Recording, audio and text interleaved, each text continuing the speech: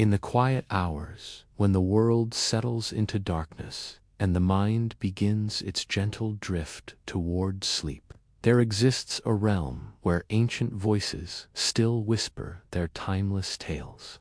These are not the bright stories of heroes conquering dragons or gods wielding thunderbolts in triumph, but something far more intimate, far more haunting. These are the stories that have followed humanity through every age, told around fires that have long since turned to ash, carved into stones that have crumbled into dust, yet somehow enduring in the very fabric of our collective memory. Tonight, we venture into that shadowed place where love and darkness dance together in an eternal embrace, where passion and tragedy are so deeply intertwined that one cannot exist without the other. Here, in these ancient myths and legends, we find not just entertainment for weary minds, but profound truths about the human heart and its endless capacity for both creation and destruction. Why did our ancestors, across every culture and continent, weave their most beautiful love stories with threads of sorrow? Why do the greatest romances in mythology end not with wedding bells and happily ever after, but with tears, betrayal, and loss that echoes through eternity? Perhaps it was because they understood something we often forget in our modern world, something that only emerges in the quiet spaces between sleep and waking, in the honest darkness where we cannot hide from ourselves. They knew that love, true love, is never simple. It is not the gentle emotion we paint in pastels and celebrate with flowers, though it can be that too. Real love, the kind that shapes destinies and moves mountains, the kind that gods and mortals alike would die for, is something far more complex, far more dangerous. It is a force of nature, as unpredictable as lightning, as destructive as earthquakes, as life-giving as rain after drought. In the mythologies of Greece and Rome, of Egypt and Babylon, of Celtic lands and Norse fjords, love was understood to be divine madness, a gift from the gods that could elevate mortals to heights of ecstasy, or cast them into abysses of despair. The ancient storytellers did not sanitize their tales or offer false comfort. They recognized that the heart, once truly awakened, becomes capable of both transcendent beauty and terrible destruction. Consider how these myths have survived thousands of years, passed down through countless generations, translated into hundreds of languages, adapted and retold in forms both sacred and secular. They persist not because they offer easy answers or comfortable resolutions, but because they speak to something eternal within us, something that recognizes truth even when it wounds us to hear it. These stories were never meant merely to entertain, though they do that magnificently. They were teachings, warnings, explorations of the deepest mysteries of existence. They asked questions that we still ask ourselves in the darkest hours of the night. What would I sacrifice for love? How far would I go to save the one I cherish most? What happens when desire conflicts with duty, when passion wars with wisdom, when the heart demands what the mind knows will lead to ruin? The answers they offer are neither simple nor comforting, but they are honest in a way that cuts through pretense and reaches something fundamental in the human experience. They remind us that love has always been dangerous, that it has always demanded everything of those brave or foolish enough to surrender to its call, and that sometimes, perhaps most times, the price of true love is measured not in golden coins or silver rings, but in tears, in sleepless nights, in the aching knowledge that some things once lost can never be recovered. As we embark on this journey through the shadowed galleries of myth and legend, let your mind release its grip on the concerns of the day. Allow yourself to drift into that liminal space where stories become more real than reality, where the boundary between dreamer and dream dissolves like mist before the morning sun. Here, in these ancient tales, we will meet lovers whose names have become synonymous with devotion, whose stories have been painted on countless canvases, carved into marble, set to music that still moves hearts centuries after their first telling. We will walk with gods who discovered that immortality means nothing without love, and with mortals who learned that love can make even the briefest life feel eternal. We will witness passion that conquered death itself, and love so pure it moved the very stones to tears. But we will also see how that same love, when twisted by jealousy or betrayal, when corrupted by pride or fear, can become something monstrous, something that devours not only the lovers themselves, but all who dare to stand in its path. These are not stories for those who seek easy comfort or simple answers. They are for those who understand that the most beautiful flowers often grow in the darkest soil, that the most precious gems are formed under crushing pressure, that the most haunting melodies emerge from hearts that have known both the highest joy and the deepest sorrow. In the quiet sanctity of this moment, as the world outside fades into insignificance and your breathing grows slow and deep, prepare yourself for a journey that will take you through realms both magnificent and terrible, through love stories that have shaped civilizations and toppled kingdoms, through myths that have guided humanity's understanding of its own heart for millennia. The shadows are gathering now, and in their depths the ancient voices begin to stir, ready to tell their tales once more to those who have ears to hear and hearts brave enough to listen. In the deepest caverns beneath the earth, where no sunlight has ever dared to venture, and where the air itself seems to whisper of secrets older than memory, there ruled a god whose very name caused mortals to tremble and avert their eyes. Hades, Lord of the dead, King of the underworld, sat upon his throne of obsidian and bone, surrounded by the endless procession of souls that death delivers to his realm each day and night without cease. But even gods, it seems, are not immune to the arrows of love, and even the darkest hearts can be pierced by desire, so fierce it burns like a flame in the deepest darkness. For Hades, who had resigned himself to an eternity of solitude among the dead, whose only companions were the shadows and the silence of his subterranean kingdom,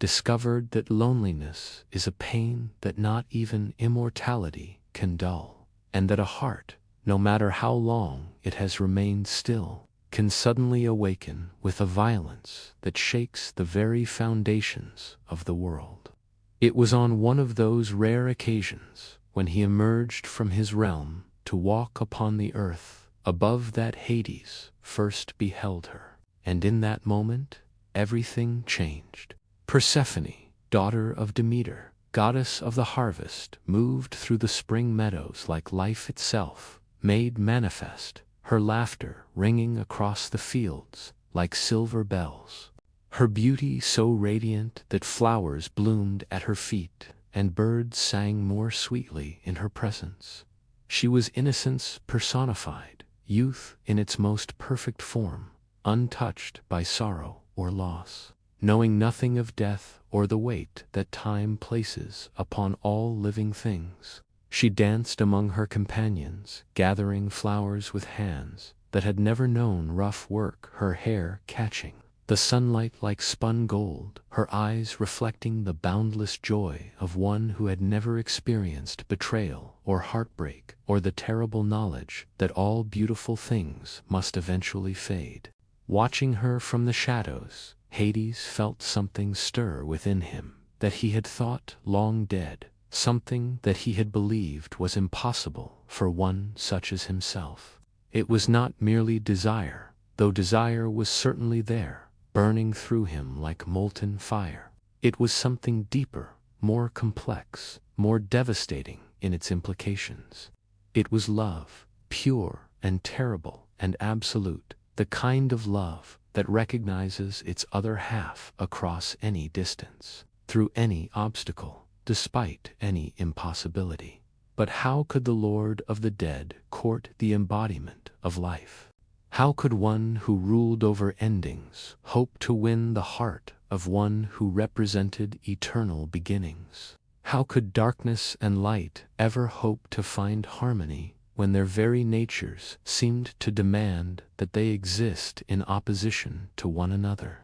These questions tormented Hades as he returned to his realm, but they did not dissuade him. Instead, they drove him to a decision that would echo through eternity, a choice that would bind two worlds together in ways that none could have foreseen. For love, as the ancient poets knew, does not always seek permission, does not always follow the paths that wisdom would choose, does not always consider the consequences of its actions, until it is far too late to turn back. The earth trembled on that fateful day when Hades made his move. Great chasms opening in the flower-strewn meadows where Persephone played.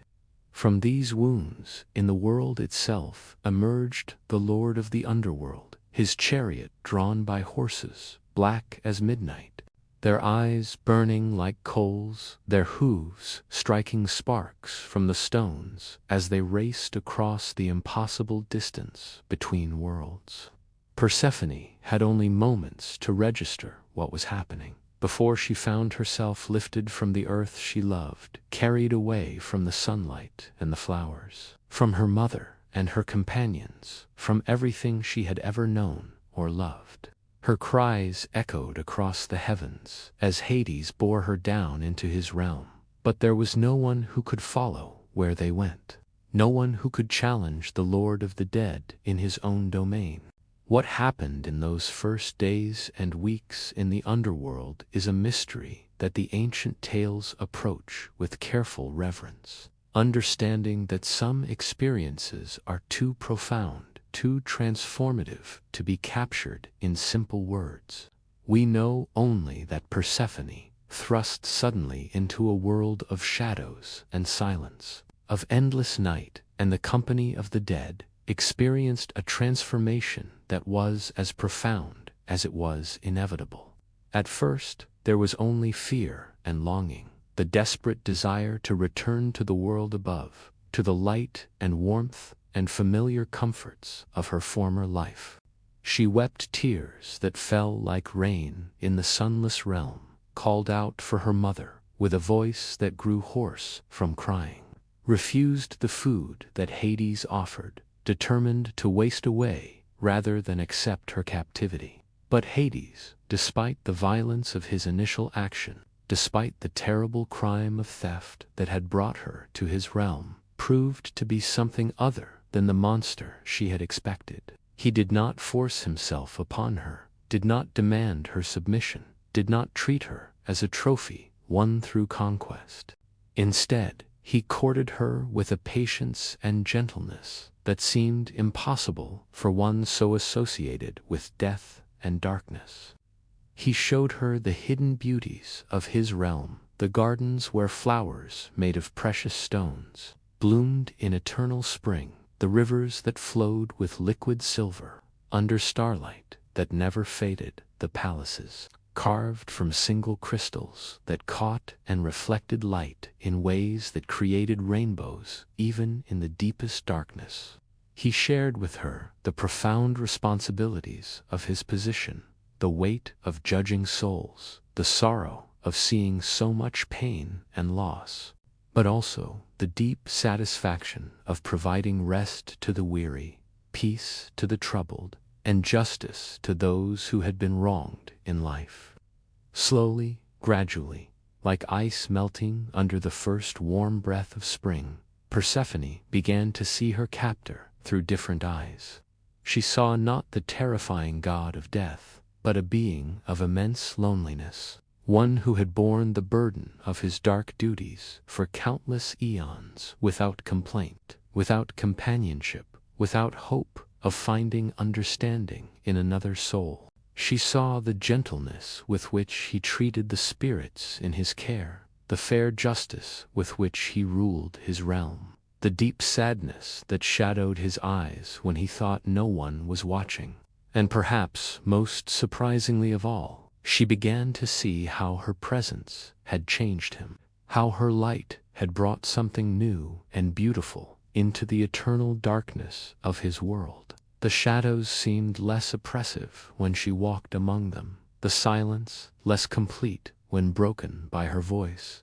The very air seemed to shimmer with possibilities that had never existed before her arrival. It was in this gradual warming, this slow blooming of understanding and empathy, that love began to grow between them. Not the sudden, violent passion that had driven Hades to his desperate act, but something deeper, more complex, more rooted in genuine knowledge of one another. Persephone began to understand that Hades had acted not from cruelty, but from a loneliness so profound it had driven him to desperation. And Hades began to truly see the magnificent being he had brought to his realm, not merely the beautiful goddess he had desired, but the complex, intelligent, compassionate soul who was slowly revealing herself to him. But above, in the world of sunlight and growing things, a mother's grief was reshaping reality itself.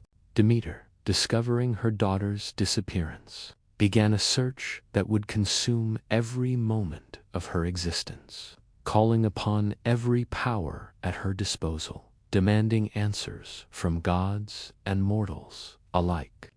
When she learned the truth, when she discovered that her beloved daughter had been stolen away to the realm of the dead, her sorrow transformed into a rage that shook the very foundations of the world. The goddess of the harvest withdrew her blessings from the earth, and for the first time in the history of the world, nothing grew. The green fields turned brown and barren, the fruit trees withered, the grain rotted in the fields before it could ripen. Famine stalked the land, and mortals began to starve, their prayers and sacrifices unable to appease a mother's fury or heal a mother's broken heart. The other gods, seeing that the world itself was dying, that humanity faced extinction, that the natural order was collapsing under the weight of Demeter's grief, finally intervened. Zeus himself, king of the gods, commanded that Persephone be returned to her mother, that the natural order be restored, that the world be saved from the consequences of love gone wrong. But by then, it was too late for simple solutions. For in the depths of the underworld, something had grown that could not easily be undone.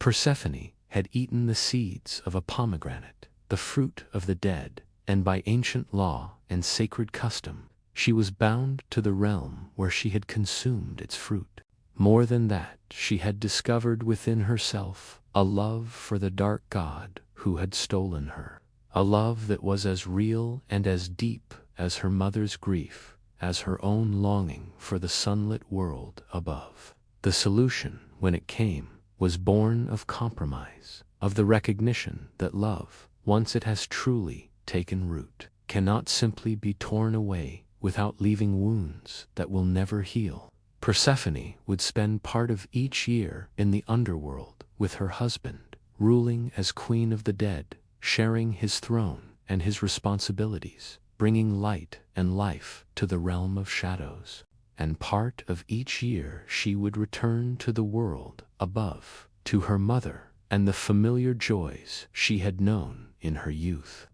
bringing with her the promise of spring and the renewal of all growing things. Thus was born the cycle of seasons that governs our world to this day, each year telling anew the story of love and loss, of separation and reunion, of the eternal dance between light and darkness, life and death, joy and sorrow. In spring, when Persephone returns to the surface world, the earth rejoices, and everything begins to grow again, as if the world itself is celebrating the reunion of mother and daughter. In autumn, when she descends once more to her husband's realm, the earth mourns and begins its slow slide into winter, as if all of nature grieves for her departure. But there is something else in this ancient tale, something that speaks to truths about love that are both beautiful and terrible to contemplate.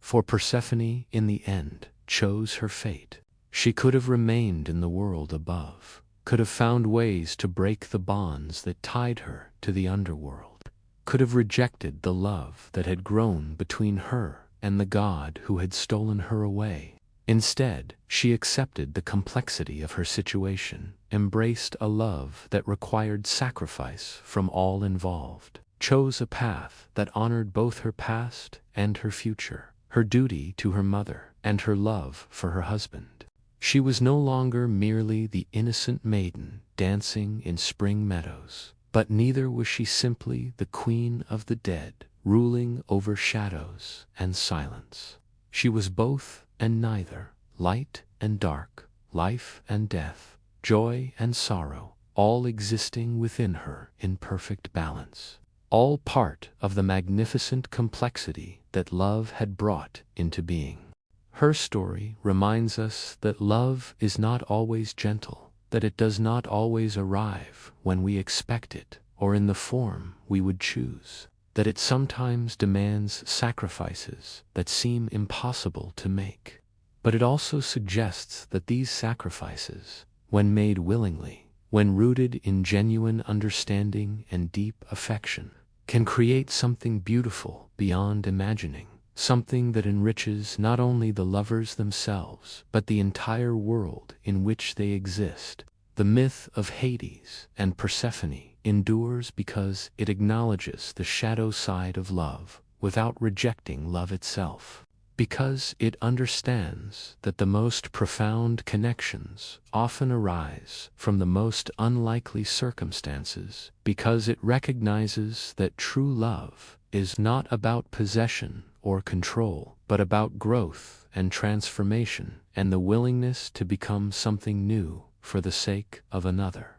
As the seasons continue their eternal cycle, as spring gives way to summer and summer to autumn and autumn to winter, the ancient story continues to unfold around us, reminding us that love, in all its complexity and contradiction, remains one of the most powerful forces in existence, capable of reshaping not only individual hearts, but the very fabric of reality itself. And in the quiet moments, when winter begins to loosen its grip and the first green shoots of spring push through the earth,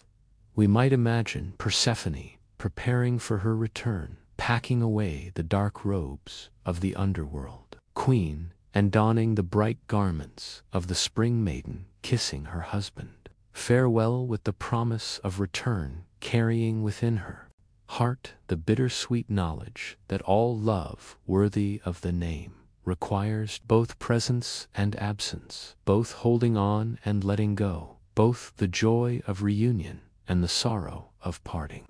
In the Golden Age, when gods walked among mortals and the boundary between the possible and the possible was as thin as morning mist,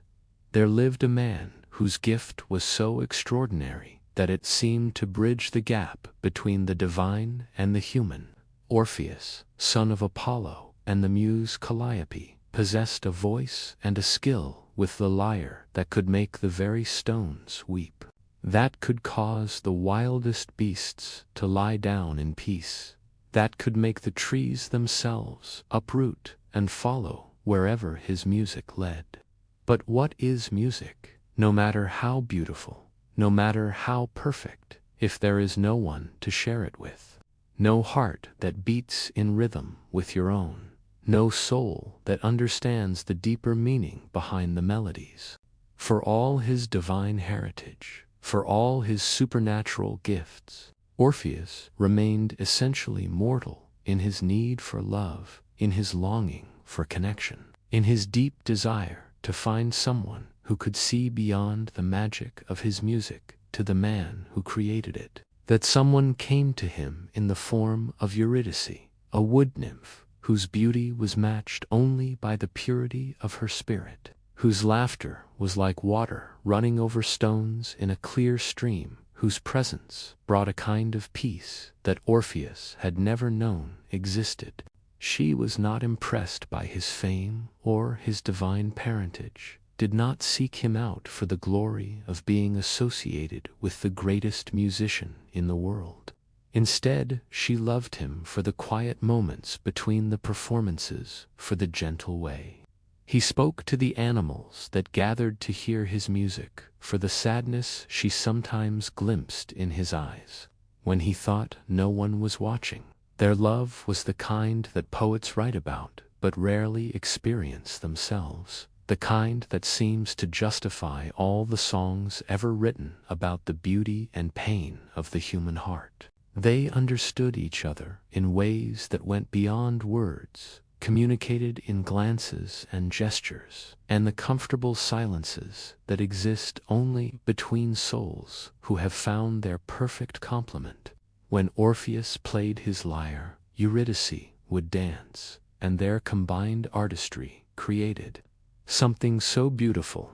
that even the gods paused in their eternal pursuits to listen. The day of their wedding dawned clear and bright, with the kind of golden light that seems to promise that happiness, once found, will last forever. The celebration was magnificent, attended by gods and mortals alike, all come to witness the union of the greatest musician who had ever lived with the nymph who had captured his heart so completely. The air itself seemed to shimmer with joy, and even the flowers bloomed more brightly, as if nature itself was celebrating their love. But joy, as the ancient storytellers knew too well, often attracts the attention of forces that cannot bear to see happiness flourish unchallenged. As Eurydice danced in the wedding celebration, her feet light as air, her heart full of love and hope for the future, she did not see the serpent coiled in the grass, did not notice the danger lurking so close to her moment of perfect happiness. The snake's bite was swift and sure, its venom working through her system faster than help could arrive, faster than even divine intervention could prevent the inevitable. In moments, Eurydice was gone, her life flowing out of her like music fading at the end of a song, her eyes growing dim even as Orpheus cradled her in his arms and called her name with a desperation that made the very heavens weep. The music died that day in ways that went far beyond the simple fact that Orpheus could no longer bring himself to play.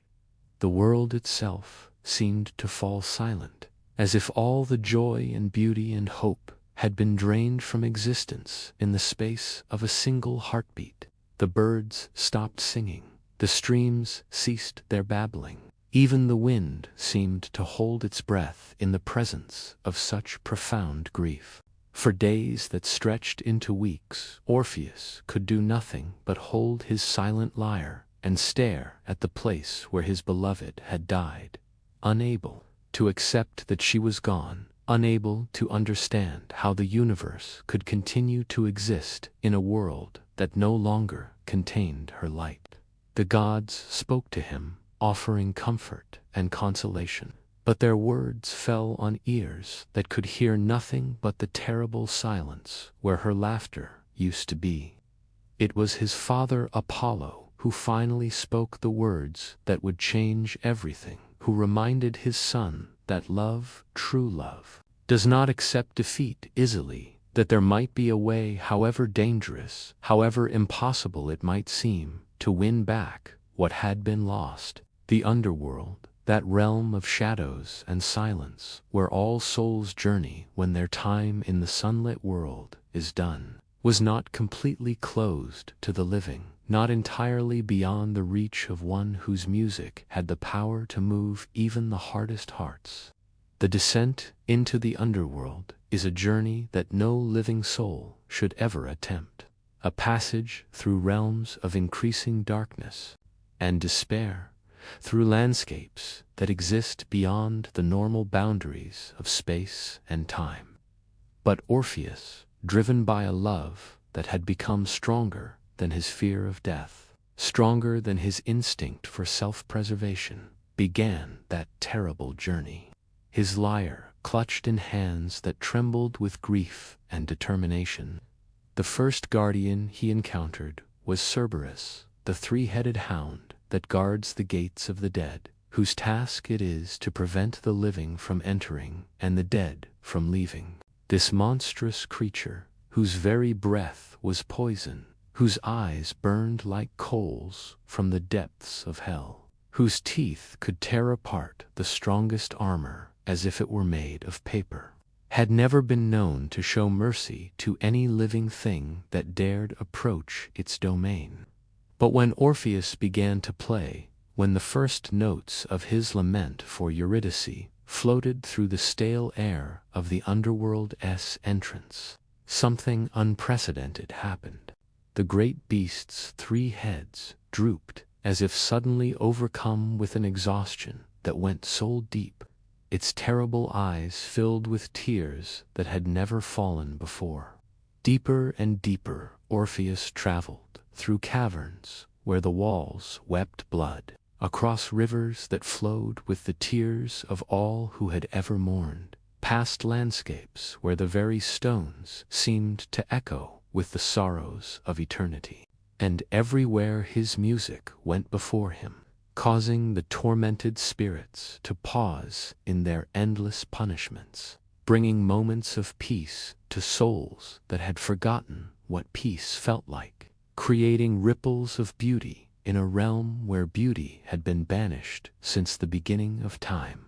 The Furies themselves, those terrible goddesses of vengeance, whose hearts had been hardened by eons of witnessing humanity's cruelest acts, found themselves weeping at the sound of his music. Tantalus forgot his eternal hunger. Sisyphus paused in his endless labor, and even the judges of the dead looked up from their grim work to listen to the song that spoke of love so pure, so devoted, that it was willing to challenge death itself. Finally, Orpheus came before the throne where Hades and Persephone ruled over their dark domain,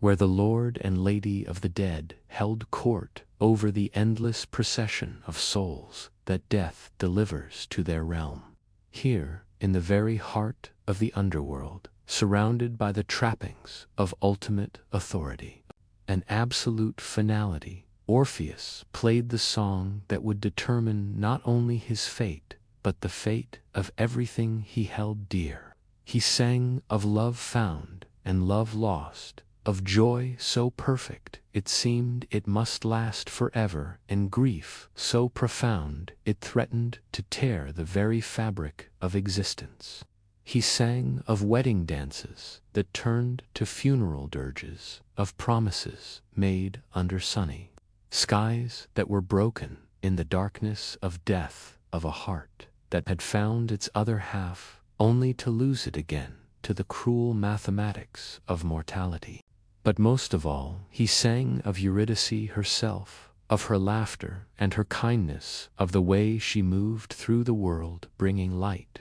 wherever she went, of the terrible unfairness of a life cut short, just as it was beginning to bloom into its full potential. His music painted her so vividly that she seemed to materialize in the throne room itself, as if the sheer force of his love and longing had the power to call her back from whatever realm the dead inhabit. Even Hades wept, this god who had seen every form of sorrow that existence can inflict, who had witnessed the deaths of countless millions, who had thought himself immune to the pain of mortals. Persephone, who understood better than most the power of love to transform even the darkest circumstances, felt her heart break anew as she listened to the song that laid bare a grief so profound it seemed to contain all the sorrow that had ever existed in the world. When the last note faded into silence, when Orpheus stood before them with his lyre hanging silent at his side, and his heart laid bare in all its agony, the rulers of the dead faced a decision that had never been required of them before. No one had ever moved them to pity. No one had ever made them question the fundamental laws that governed their realm. No one had ever forced them to consider that love might be more powerful than death itself. The conversation that followed is lost to history, but we can imagine the weight of it. The way it must have echoed through the halls of the underworld like thunder rolling across a storm-dark sky. We can picture Hades struggling with laws that had governed existence since the beginning of time, and Persephone remembering her own story of love found in the most unlikely circumstances, of hearts that refuse to accept the barriers that the world tries to place between them. In the end, love won. Not completely, not without conditions, not without a price that would prove almost impossible to pay, but it won. Eurydice would be returned to life, would be allowed to walk again in the sunlit world above, would be reunited with the husband who had loved her enough to challenge the very foundations of reality itself. But there was a condition, a test that would prove whether Orpheus' love was truly as strong as his music had proclaimed it to be. He must lead Eurydice out of the underworld without looking back, without turning to see if she followed, without allowing doubt or fear to overcome his faith in the promise that had been made. He must trust completely in the word of the gods, must believe utterly in the power of love to overcome even death, must have faith that the sound of her footsteps behind him meant that she was truly there, truly restored, truly his once again. The journey back began in hope so pure it seemed to light the way through the darkest passages of the underworld. Behind him, Orpheus could hear the soft sound of Eurydice's footsteps, could sense her presence. Like warmth at his back, could almost feel the joy radiating from her, as she followed him toward the light and life and love that awaited them in the world. Above, step by step, breath by breath, heartbeat by heartbeat, they climbed toward salvation, toward a second chance that few lovers are ever granted. But doubt is a poison that grows stronger in darkness, and fear is a shadow that lengthens with every step away from certainty. As the silence behind him seemed to grow deeper rather than lighter, questions began to whisper in his mind, like serpents coiling around his thoughts. Was she really there, or was this all some cruel joke played by gods who delighted in mortal suffering? Had he been deceived, sent on a fool's errand that would end with him alone in the sunlight, mourning not only his wife's death, but his own naive belief that love could conquer anything? The footsteps he heard, could they be trusted, or were they merely echoes of his own desperate hope manifesting as phantom sounds in the echoing caverns? The doubt grew stronger with each step, fed by exhaustion and grief, and the terrible weight of fear that this miracle, this impossible gift, was too good to be true. The rational part of his mind told him that the gods had never been known for their kindness to mortals, that he was a fool to believe that death would give up its prize so easily, that he was walking toward disappointment and a grief even more profound than what he had already endured. Just as the first glimmer of sunlight became visible ahead, just as they approached the threshold between the world of the dead and the world of the living, just as safety and happiness and a future together seemed within their grasp, Orpheus made the choice that would haunt him for the rest of his mortal life. Unable to bear the uncertainty any longer, unable to trust in the promise that had been made, unable to have faith in the love that had moved even the gods to tears, he turned around. For one brief, shining moment, he saw her. Eurydice stood there behind him, more beautiful than ever, her eyes full of love and forgiveness and understanding, her hand reaching out toward him as if to comfort him even in this moment of ultimate betrayal. But she was already fading, already being drawn back into the realm of shadows, already disappearing like morning mist touched by the first rays of the sun. Her last words to him were not accusations or curses, but simply his name spoken with infinite tenderness, as if she understood that his doubt came not from lack of love, but from too much love, from a heart so full of longing that it could not bear even the smallest uncertainty. Then she was gone, drawn back into the underworld by laws older than memory lost to him. Now not once, but twice, and this time there would be no second chance, no appeal to divine mercy, no hope of reunion, until he too passed beyond the veil of death. Orpheus emerged into the sunlight alone, his lyre clutched in hands that would never again create music of such beauty, his heart carrying a burden of grief and regret that would color every note he played for the rest of his shortened life. He had been given the greatest gift imaginable, had achieved what no mortal before or since has ever accomplished, had moved the very gods to pity and opened the gates of death itself. But in the end, it had not been enough.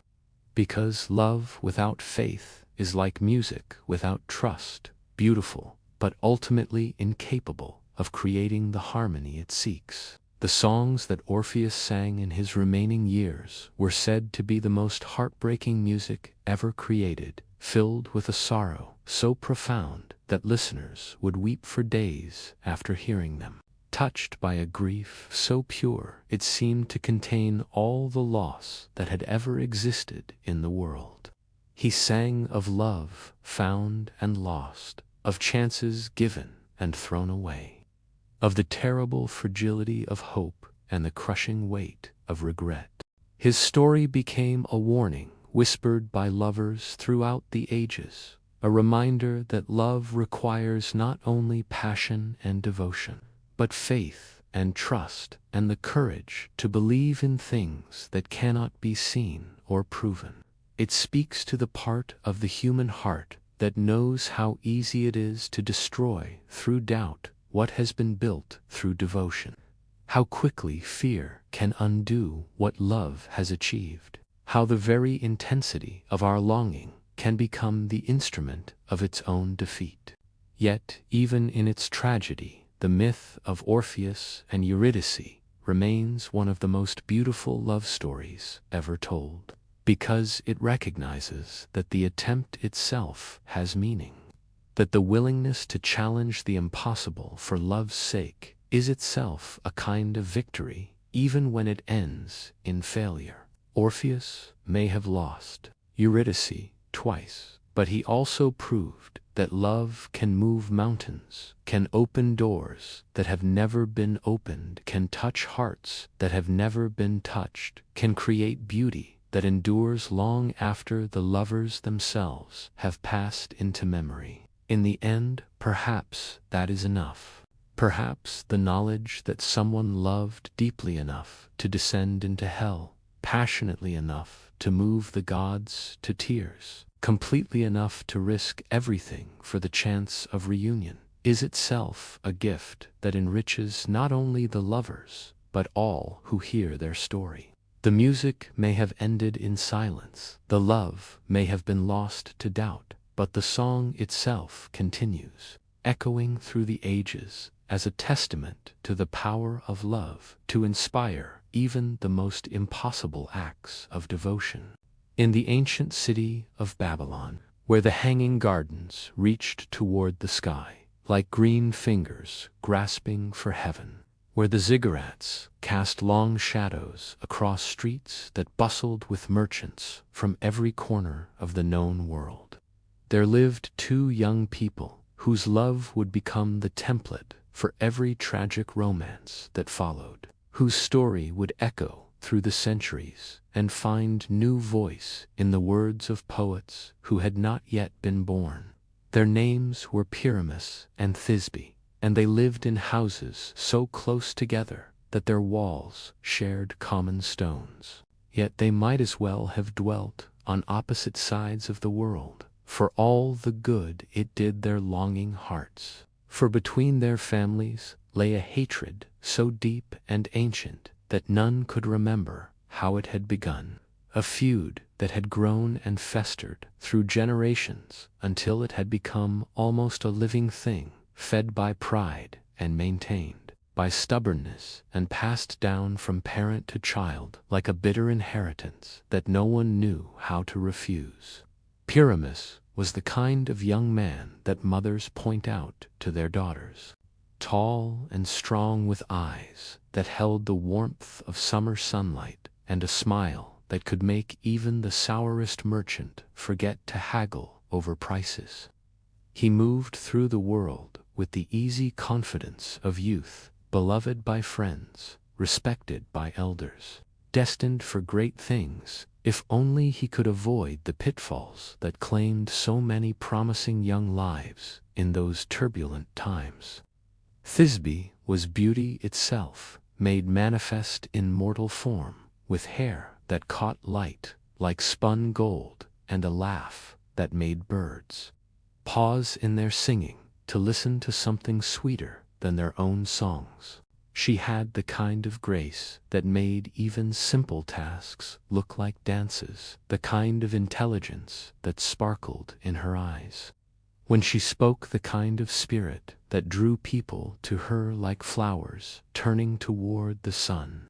They had known each other since childhood. These star-crossed lovers had grown up aware of each other's presence through the thin wall that separated their homes, like a physical manifestation of the hatred that divided their families. They had watched each other from windows, had glimpsed each other in the streets and markets, had developed the deep, aching awareness that sometimes grows between two souls who recognize in each other their perfect complement, their other half, the one person in all the world who could make them complete. But knowing and being able to act upon that knowledge are two very different things, and the wall between their houses was more than just stone and mortar. It was built from years of accumulated grievances, from insults that had grown into injuries, from misunderstandings that had hardened into absolute certainties of wrongdoing. To love across such a divide was not merely forbidden, it was unthinkable. A betrayal not just of family honor, but of everything their parents and grandparents had taught them about loyalty and duty, and the importance of maintaining the boundaries that kept their world ordered and comprehensible. Yet love, as the ancients knew, recognizes no boundaries that humans create, acknowledges no authority higher than its own irresistible pull, follows no laws except those written in the deepest chambers of the heart. Despite every obstacle placed in their path, despite every warning whispered in their ears, despite every rational argument against the impossibility of their situation, Pyramus and Thisbe found themselves drawn to each other with a force that seemed to defy the very laws that governed the physical world. It began, as so many impossible loves do, with glances stolen across the void that separated them, with moments when their eyes would meet across the narrow street and worlds of meaning would pass between them in the space of a heartbeat. They learned to read each other's expressions, like scholars studying ancient texts, finding volumes of communication in the curve of a smile. The tilt of a head, the way light fell across a face glimpsed for just a moment at a window. But glances, no matter how meaningful, could not satisfy hearts that yearned for true connection. And it was desperation born of longing that led them to discover the crack in the wall that separated their homes.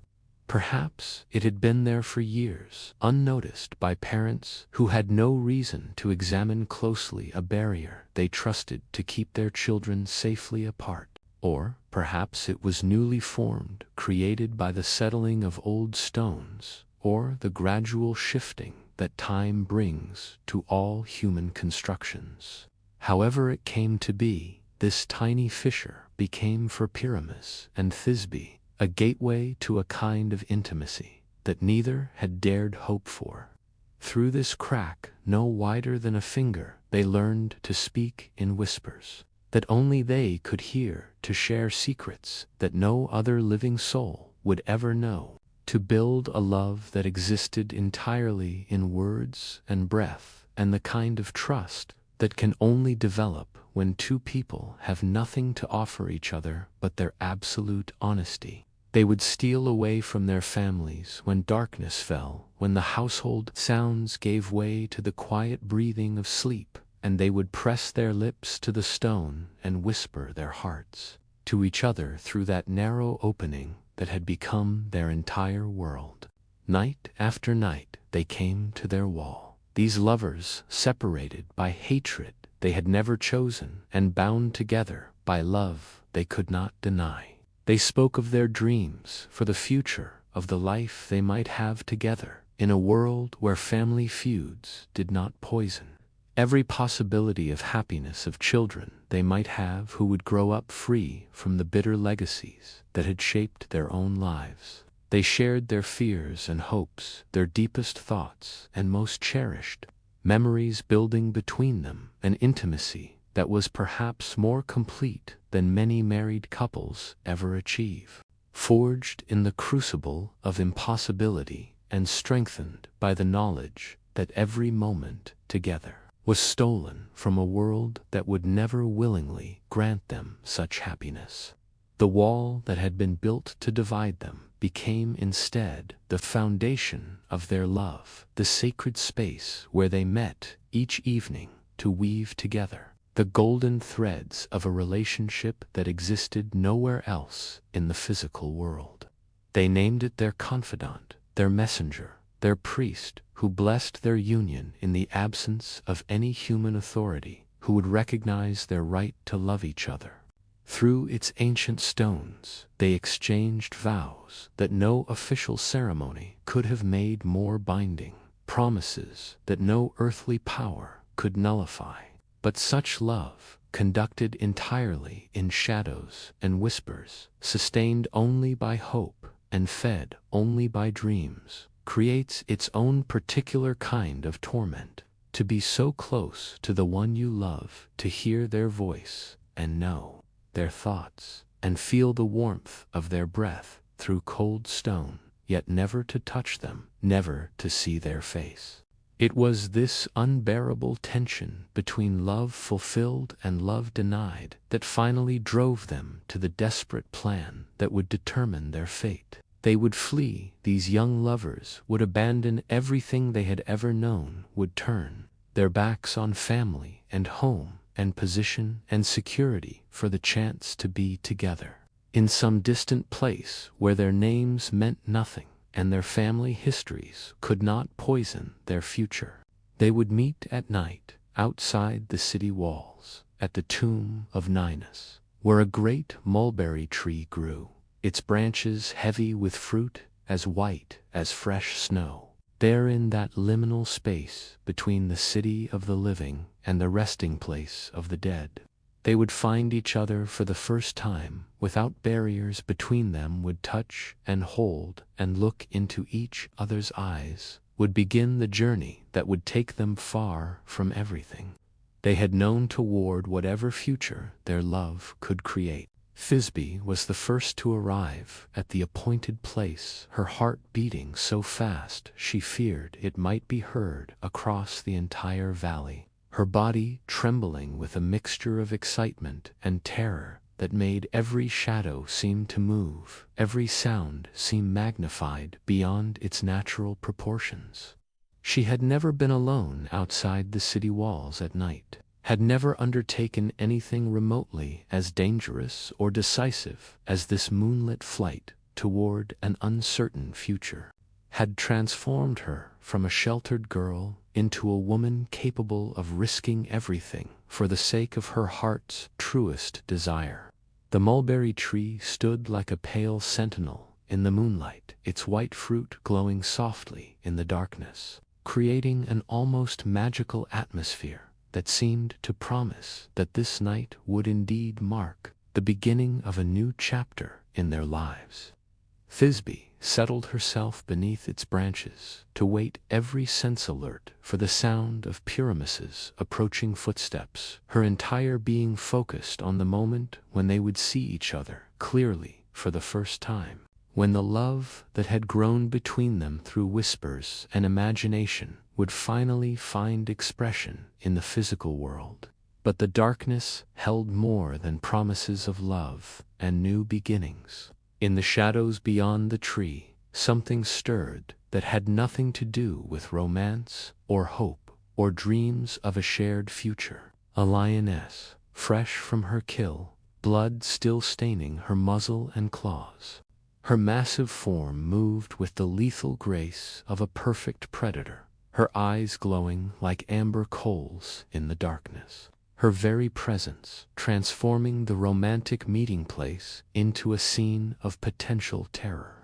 Thisbe saw the great cat before it saw her, and terror such as she had never imagined possible froze her blood and stopped her breath in her throat. Every instinct screamed at her to run, to flee back toward the safety of the city walls, to abandon her romantic dreams in favor of the simple, overwhelming desire to survive. She ran with the desperate speed of prey that knows its life hangs in the balance. Behind her, she heard the lioness roar, a sound that seemed to contain all the fury and power of the wild world, and she knew without looking back that death pursued her on silent, padded feet. In her panic, as she fled through the darkness with only terror for company, Thisbe's veil caught on a thorn bush and was torn away, fluttering behind her like a pale flag of surrender. She did not stop to retrieve it, did not even notice its loss, focused only on reaching safety, on putting as much distance as possible between herself and the creature that had turned her night of hope into a nightmare of survival. Lay abandoned in the darkness near the mulberry tree, waiting to play its part in the tragedy that was already beginning to unfold, according to laws older than love, more inevitable than hope. When Pyramus arrived at the tomb, his heart full of joy and anticipation, his mind focused entirely on the reunion that would finally allow their love to step out of the shadows and into the light. Blood stained the earth and the stones, dark patches that seemed to absorb the moonlight rather than reflect it. And there, caught on the thorns like an accusation, like evidence of violence beyond imagining, hung Thisbe's veil, torn and blood-stained, bearing mute witness to what appeared to be a tragedy too terrible to contemplate. Pyramus lifted the veil with hands that shook like leaves in a winter storm, brought it to his face to breathe in the last traces of her scent, felt his world collapse around him as the evidence of his eyes told him a story his heart refused to accept. She had come here to meet him, had risked everything for their love, and he had failed to protect her, had arrived too late to save her from whatever terrible fate had befallen her in this dark place. The guilt that crashed over him was worse than the grief, the knowledge that she had died because of their plan, because of his desire to be with her, because he had asked her, beyond the safety of the city walls. If he had never loved her, she would still be alive. She would still be alive.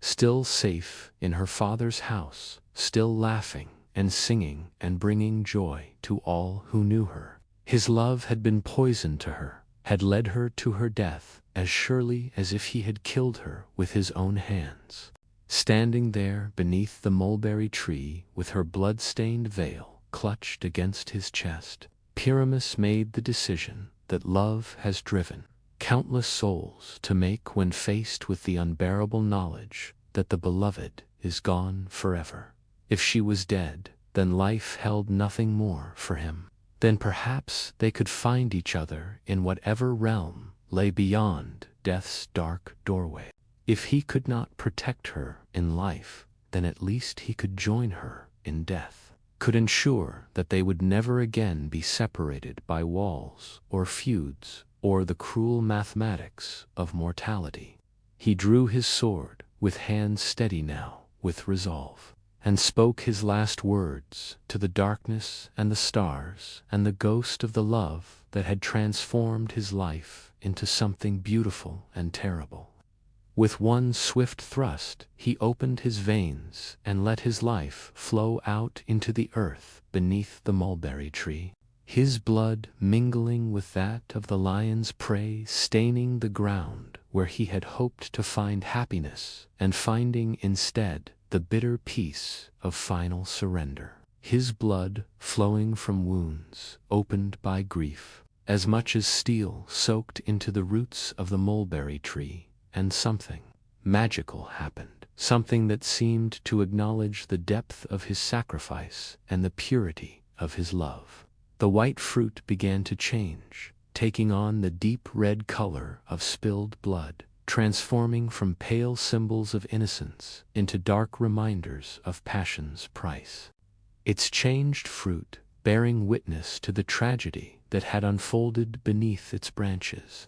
When they finally reached Iolcus, Jason's homeland, when the golden fleece was presented to King Peleus, who had sent the expedition in search of it, when the quest that had begun with such hope and excitement reached its ostensible conclusion, Medea discovered that her trials were far from over. Peleus, who had never expected Jason to return alive, proved reluctant to honor his promise to step down in favor of the returning hero, found excuses and delays that made it clear he had no intention of voluntarily relinquishing power.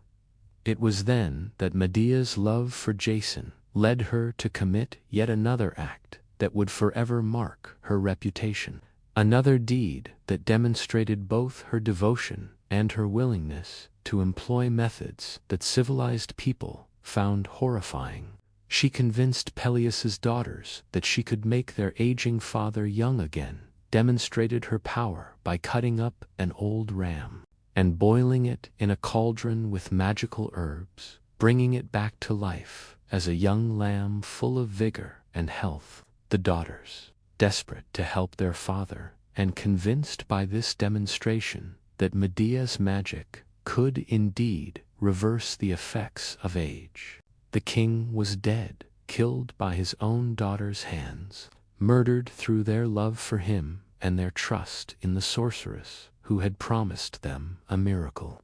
The kingdom that Jason had hoped to inherit was now closed to him. Once again, Medea's love had achieved its goal of helping Jason, but at a cost that made the victory hollow, that added another layer of guilt and complicity to their relationship, that pushed them further away from normal society and deeper into the isolation that would eventually consume them both. Exiled from Iolcus, feared and suspected wherever they went, Jason and Medea found sanctuary finally in Corinth, where King Creon welcomed them, not because he approved of their methods, but because he recognized Jason as heroic reputation and hoped to benefit from association with the famous leader of the Argonauts. For a time, it seemed that they might find peace, that their love might finally be allowed to flourish without the constant need for dramatic action. without the pressure of impossible quests and deadly enemies. They married in a ceremony that was as much political alliance as romantic celebration, settled into a palace that Creon provided. Medea bore him children, sons, who inherited their mother's intelligence and their father's charm, who seemed to promise that their bloodline would continue and prosper despite the troubled circumstances of their parents' union, a peace that neither had known during their years of adventure and exile. Jason began to think that perhaps the dark chapters of their story were behind them, that the future would be defined not by the dramatic events that had brought them together, but by the quiet satisfactions of marriage and parenthood and acceptance in a community that valued their contributions. But beneath the surface of domestic tranquility, changes were occurring that would eventually destroy everything they had built together. Jason, as he grew older and more established in Corinthian society, began to chafe at the restrictions that his association with Medea placed upon his ambitions, began to resent the whispers that followed them wherever they went, began to long for the kind of unquestioned respect that could never be his as long as he remained married to a woman whose reputation was built on magic and murder. The opportunity to free himself from these constraints came when King Creon offered him his daughter, Glauce, in marriage, a union that would make Jason heir to the Corinthian throne, that would establish him as a legitimate ruler rather than merely a famous exile, that would give him the kind of future that his heroic reputation deserved. That accepting this offer would require abandoning Medea, divorcing the woman who had sacrificed everything for his sake, seemed to Jason a reasonable price to pay for the respectability and power that had always been his ultimate goals. The decision to divorce Medea and marry Glauce was presented as a matter of practical politics, rather than personal preference, as a strategic choice that would benefit not just Jason, but their children as well, who would gain a stepmother of royal blood and inheritance rights in one of the most powerful kingdoms in Greece. Jason convinced himself that he was acting not from selfishness but from wisdom, not from ingratitude but from responsibility, not from lack of love but from mature recognition of what would be best for everyone involved. But Medea, when she learned of his decision, understood it differently. She saw not wisdom but betrayal, not responsibility but cowardice, not mature judgment, but the abandonment of everything they had built together, everything she had sacrificed for his sake, everything their love had meant during the years when it had been the most important force in both their lives. The man she had murdered for, the hero she had saved again and again, the husband for whom she had become an exile and a stranger to her own family, was casting her aside for political advantage, choosing respectability over loyalty, preferring the approval of strangers to the devotion of the woman who knew him better than anyone else ever would. But something far more dangerous and far more devastating, the wrath of a powerful sorceress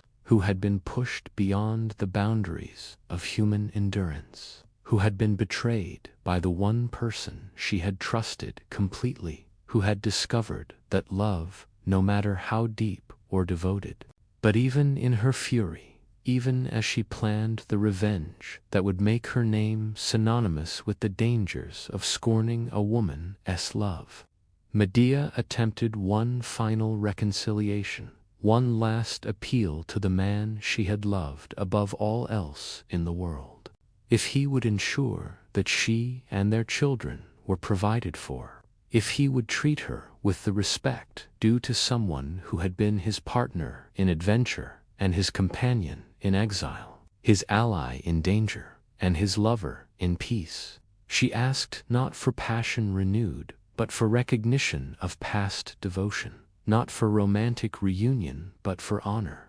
and dignity, and some small acknowledgement that their years together had meant something more than a temporary convenience that could be discarded when something better came along. But Jason, embarrassed by the reminder of how much he owed her, uncomfortable with the guilt that her presence evoked, eager to close the chapter of his life that included magic and murder and methods that civilized society could not approve, rejected even these modest requests. He spoke to her with the condescending tone of someone explaining obvious realities to a person too emotional to understand them, treated her concerns as the hysterical complaints of a woman who could not accept the natural progression of his career and ambitions. In that moment, as she listened to the man she had loved above life itself dismiss their entire relationship as an unfortunate episode that was best forgotten, as she watched him speak to her as if she were a stranger whose concerns were no longer his responsibility, Medea felt something die in her heart that had never died before, felt love transform into its opposite so completely that she could barely remember what it had felt like to care about his welfare, his happiness, his future. The revenge she planned was as carefully crafted as any of the spells she had ever woven, as precisely calculated as any of the magical workings that had made her reputation throughout the ancient world. She would destroy not just Jason's new marriage, but everything he held dear, would take from him not just his bride, but his future. She created a wedding gift for Glauce, a robe and crown of such exquisite beauty that no princess could resist wearing them, worked with such skill that their deadly nature was completely hidden beneath their gorgeous appearance. The garments were infused with poisons so subtle that they would not take effect immediately, would allow the bride to enjoy her wedding celebration before beginning their deadly work, would ensure that Jason would experience the full joy of his triumph before it was transformed into ashes and sorrow. When Glauce put on the robe and crown, when she appeared before the wedding guests in garments that made her beauty shine like the sun itself, when she received the congratulations and admiration of everyone who beheld her transformed appearance, the poisons began their work slowly and inexorably. The beautiful garments became instruments of agony, burning her flesh with fires that could not be extinguished, adhering to her skin so completely that any attempt to remove them only spread their deadly effects more widely. Her death was terrible beyond description, a prolonged agony that served as both punishment for accepting the place that had been Medea,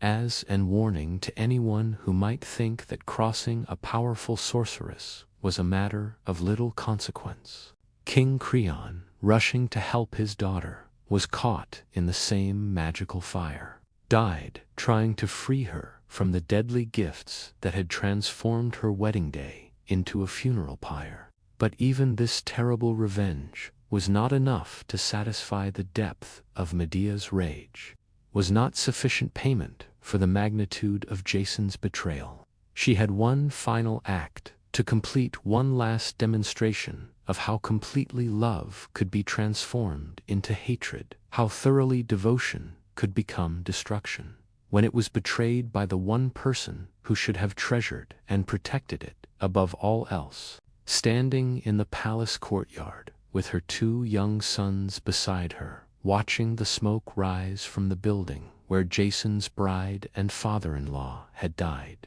Medea faced the most terrible decision that any mother could ever be called upon to make. These children were Jason's as much as hers, represented his hope for the future as much as her love for him, carried his bloodline and his dreams as much as her own genetic legacy and maternal devotion. To kill them would be to destroy the last connection between herself and the man she had once loved more than life itself, would be to ensure that he would suffer as she had suffered, would understand what it meant to lose everything that gave life meaning and purpose. But it would also mean sacrificing her own children, murdering the innocent products of their love, turning herself into the kind of monster that even her enemies had never accused her of being. The internal struggle that preceded her final decision was perhaps the most agonizing moment in all of ancient literature, a battle between maternal instinct and the desire for revenge, between love for her children and hatred for their father, between the person she had once been and the creature that betrayal had transformed her into. The boys looked up at her with Jason's eyes, spoke to her in voices that carried echoes of his charm, reached for her with hands that reminded her of everything their love had once meant. But in the end, the rage won. The need for ultimate revenge overcame even maternal love. The desire to destroy Jason completely proved stronger than every other consideration. With her own hands, hands that had once brewed love potions and healing drafts, hands that had caressed these same children in infancy and guided their first steps, Medea killed her sons, sacrificed them on the altar of her wounded pride, and betrayed love, transformed herself forever into a figure of ultimate horror and ultimate tragedy. When Jason arrived at the palace, drawn by reports of disaster, expecting to find Medea weeping over the destruction of his new family, he discovered instead a scene that exceeded his worst nightmares. His bride was dead, his father-in-law was dead, and his children, the sons he had expected to inherit his kingdom and carry on his name, lay murdered by their own mother, sacrificed to her desire for revenge, so complete that it left him with nothing, absolutely nothing, to live for. Medea appeared above him in a chariot drawn by dragons, sent by her grandfather Helios to carry her away from the scene of her ultimate triumph and ultimate crime. She looked down at Jason with eyes that held no trace of the love that had once burned there, no hint of the woman who had sacrificed everything for his sake, no reminder of the passionate princess who had chosen him above duty and family and every other consideration. She had become something beyond human understanding, a force of vengeance so pure and terrible that even the gods who witnessed her departure felt a chill of recognition, understanding that they were seeing what love could become when it was betrayed beyond endurance, when devotion was answered with abandonment, when the heart that had given everything discovered that everything was not enough to guarantee loyalty in return. Jason lived on for many years after that terrible day, but he was a broken man, haunted by the knowledge of what his betrayal had cost, tormented by memories of the love he had thrown away and the children who had died because of his ambition. He never remarried, never found peace, never again experienced the kind of joy that had once seemed his natural birthright. He died alone and forgotten, killed by a piece of falling timber from the rotting hull of the Argo, the ship that had carried him to glory and love, and ultimately to the most complete destruction that fate could devise. The story of Jason and Medea endures as perhaps the darkest warning in all of mythology about the dangers of betraying true love, about the consequences of treating devotion as a commodity that can be discarded when something more valuable becomes available, about the terrible transformation that can occur when love is answered with abandonment and loyalty is repaid with betrayal. Medea's revenge was monstrous, her actions inexcusable by any standard of human morality, her crimes so terrible that they have made her name synonymous with the worst excesses of feminine rage. Yet, her story also serves as a reminder that such extremes of behavior do not arise from nothing. that the capacity for ultimate evil often grows from the ashes of ultimate love, that the most terrible vengeance is often inflicted by those who have loved most completely and been betrayed most thoroughly. In the quiet hours when conscience whispers its warnings to hearts tempted by betrayal, when ambition suggests that love is a luxury that successful people cannot afford to maintain,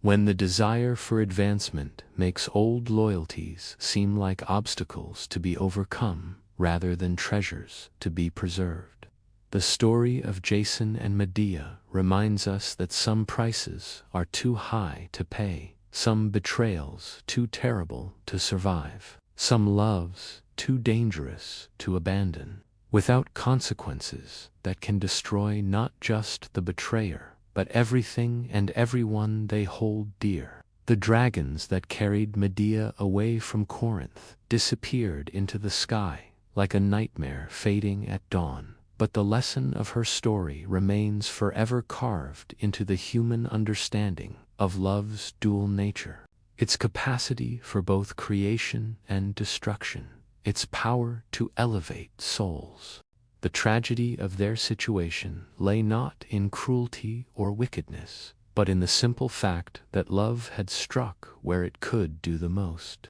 Damage had chosen to bloom in the one place where it could never be allowed to flourish, had created a triangle of good people. Mark deserved a wife who could love him, Isolde deserved to be with the man her heart had chosen, and Tristan deserved freedom from the constant agony of serving a king while loving that king's wife. The years that followed were filled with moments of stolen happiness, paid for with lifetimes of guilt, with joy so intense it seemed worth any price, alternating with despair so profound it made death seem like a welcome release. Moments snatched from duty and obligation like flowers plucked from a garden that was slowly dying, like treasures hoarded against a future that promised only separation and sorrow. Their love affair became an open secret, whispered about in corners and hinted at in songs, known to everyone except, apparently,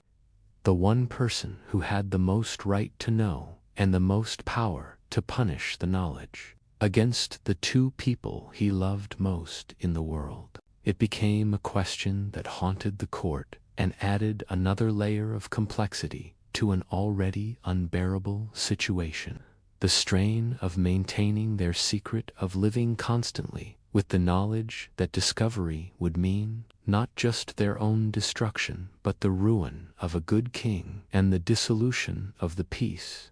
Isolde became pale and remote, her healing arts turning from life-giving to merely functional, her beauty taking on the ethereal quality of something that was slowly fading from the world. The end, when it came, arrived not through discovery or betrayal. Tristan, wounded in battle and dying slowly from injuries that seemed minor but would not heal, sent word to Isolde that he needed her healing arts one final time, needed her presence if he was to have any hope of survival.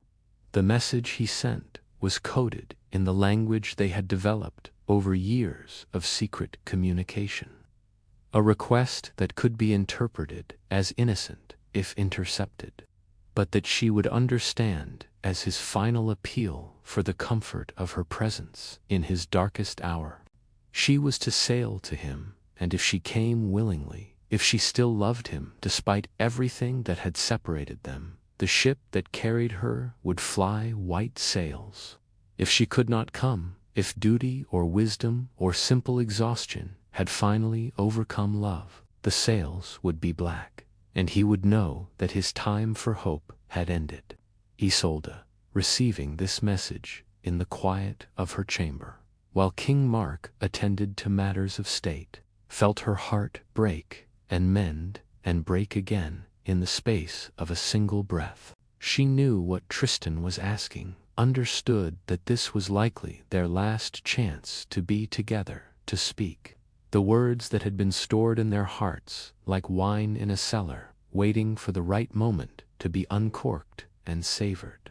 She also knew that to go to him would be to abandon everything she had built in. Love had ruled her heart for too long to be denied in this ultimate moment, had shaped every decision and colored every day since first she looked into Tristan's eyes and recognized her fate. The ship that carried her toward her dying love flew white sails that billowed like clouds against the blue sky,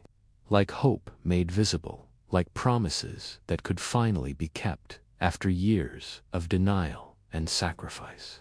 But fate, which had already played so many cruel tricks on these lovers, had one more waiting for them, one final test of their devotion and their capacity for suffering. Tristan's wife, for he had married in his despair, seeking in duty what he could not find in love, saw the approaching ship and its white sails, understood what they meant, and in a moment of jealousy and pain that would haunt her for the rest of her life, told her dying husband that the sails were black, that Isolde had refused his final request, that he was to die alone and unloved as he had lived since leaving Cornwall. The lie struck Tristan like a physical blow, stealing from him the last reserves of strength that love had given him, extinguishing the final flicker of hope that had kept him clinging to life. He turned his face to the wall and died not from his wounds, but from the bitter poison of believing himself abandoned by the one person whose love had made his life worth living, whose memory had sustained him through every trial, whose presence had been the only light in the darkness of his exile. The weight of all their years of separation and sacrifice and stolen moments came crashing down upon her like a mountain falling into the sea. She had come too late, had arrived carrying love like a banner, only to find that the war was already lost. She laid down beside his body, this queen who had given up everything for love, only to find that everything was not enough. This princess who had learned that the highest price one can pay sometimes purchases nothing but the knowledge of how much one was willing to sacrifice. She pressed her lips to his cold mouth in the first and last kiss they would ever share. They were buried together, these tragic lovers, their bodies finally allowed the closeness that life had denied them, their graves becoming a pilgrimage site for lovers who recognized in their story the ultimate expression of devotion that transcends death itself. From Tristan's grave grew a rosebush with blooms of the deepest red, and from so completely that no human hand could separate them, creating a living symbol of love that had finally found its way to union.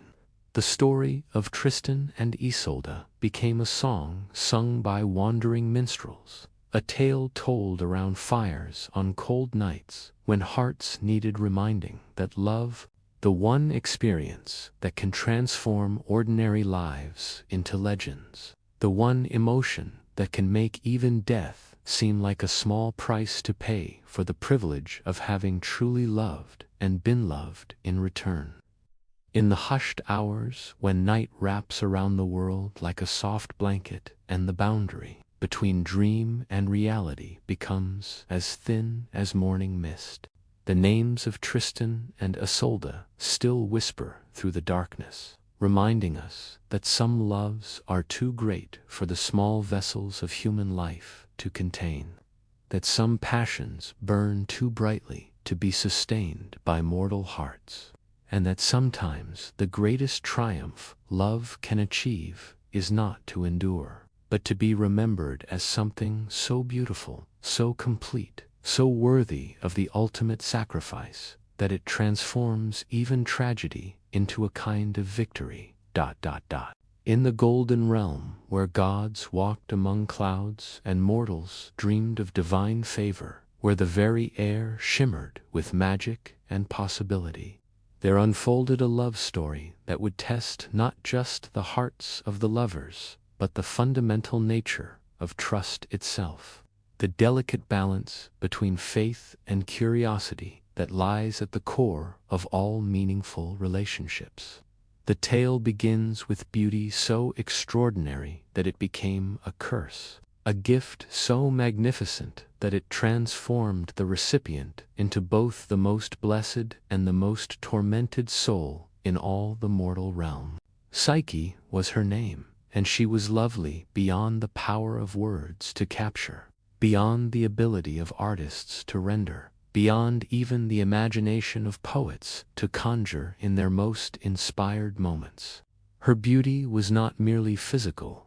though her face could stop wars, and her form could make sculptors weep with envy. Rather, it was the kind of beauty that seemed to emanate from her very soul, that made flowers bloom more brightly in her presence, that caused birds to forget their songs in favor of simply watching her move through the world like a living embodiment of grace itself. But such beauty, as the ancients knew too well, attracts not only admiration but jealousy, not only love but envy, not only worship but resentment from those who cannot bear to see perfection that they themselves can never attain. The temples of Venus, goddess of love and beauty, began to empty, as mortals flocked instead to gaze upon Psyche, to offer her the kind of reverence that had previously been reserved for the immortal gods, to treat her as if she were indeed divine, rather than merely the most beautiful woman ever born. Venus herself, watching from her celestial palace as her altars grew cold, and her priests found themselves preaching to empty spaces, felt her divine heart fill with a rage that shook the very foundations of Olympus. That mortals should dare to worship a mere human girl, should prefer earthly beauty to divine perfection, should abandon their proper reverence for the gods in favor of infatuation with a creature made of common clay, was an insult that demanded immediate and terrible retribution. The goddess summoned her son, Cupid, he of the golden wings and silver arrows, whose task it was to kindle love in mortal hearts, according to his mother's will, to create the passions and desires that drove the great dramas of human existence. His assignment was simple in its cruelty. He was to shoot Psyche, preferably something that would transform her beauty into a source of horror rather than admiration, that would turn her gift into a punishment, that would serve as a warning to any other mortals who might be tempted to compete with the gods for worship and reverence. But love, as even the gods have learned to their cost, does not always follow the paths that power attempts to lay out for it, does not always obey the commands of those who think they control its workings, does not always strike where it is aimed or create the effects that its wielders intend. When Cupid descended to earth to carry out his mother's command, when he gazed upon Psyche sleeping in her garden, with moonlight turning her hair to silver and her skin to pearl, when he saw her beauty, not through the distorting lens of jealousy, but with eyes unclouded by envy or resentment, he understood why mortals had begun to worship her, why artists despaired of capturing her likeness, why even the gods themselves might pause in wonder at such perfection. In that moment of recognition, as he raised his bow to complete his assigned task, Cupid made the mistake that would change everything. He nicked himself with one of his own arrows, felt the golden tip pierce his divine flesh, and in an instant knew what it meant to love with the desperate intensity that he had inflicted upon countless mortals, felt the overwhelming rush of devotion that transformed the hunter into the hunted, the puppet master into the puppet. Love struck the god of love like lightning strikes a mountaintop, sudden and complete and utterly transformative. All thought of his mother's command fled from his mind, replaced by an obsession with the sleeping girl whose beauty had literally changed the course of divine history. He could no more harm her than he could tear out his own immortal heart, could no more deliver her to degradation than he could willfully destroy himself. Instead, he found himself committed to protecting her, to winning her love, to finding some way to bridge the impossible gap between divine and mortal, between immortal and temporal, between the realm of the gods and the world of humanity. But his protection took a form that seemed like curse rather than blessing, that isolated Psyche even more completely than her beauty already had. No mortal man dared approach her, for who could compete with perfection? Who could hope to win the heart of one who seemed more suited to heaven than earth? Instead, drove all potential lovers away, leaving her alone and untouched, while her less beautiful sisters found husbands and established homes and began the normal progression of mortal life. Her parents, watching their youngest daughter remain unmarried, while her beauty grew more radiant with each passing day, finally consulted the oracle at Delphi, seeking divine guidance about their daughter's fate. She was to be dressed as a bride and left upon a mountaintop, where a creature so terrible that even the gods feared him would claim her as his wife. This monster, the oracle proclaimed, flew on wings that could darken the sky, possessed strength that could move mountains, and burned with fires that could consume the very stars themselves. The wedding that followed was like no wedding ever celebrated, a ceremony of mourning rather than joy, of farewell rather than beginning. Her family followed her to the appointed place, as if they were accompanying her to her funeral, their faces wet with tears that fell like rain upon ground that would soon receive their daughter Espones. At the summit of the lonely mountain, surrounded by her weeping family and the few friends brave enough to accompany her to this desolate place, Psyche accepted her fate with the kind of courage that transforms victims into heroines, that finds dignity even in the face of seemingly meaningless destruction. She kissed her parents farewell, embraced her sisters one last time, and stood alone upon the rocky peak as the wind began to rise and the sounds of human voices faded into the distance below. That carried her through the air with the tenderness of a lover's embrace, that delivered her not to a lair of horror, but to a palace of such beauty that it seemed to have been built from crystallized moonlight and solidified dreams. This palace existed in a realm between earth and heaven, a place where the normal laws of physics and mortality held no sway,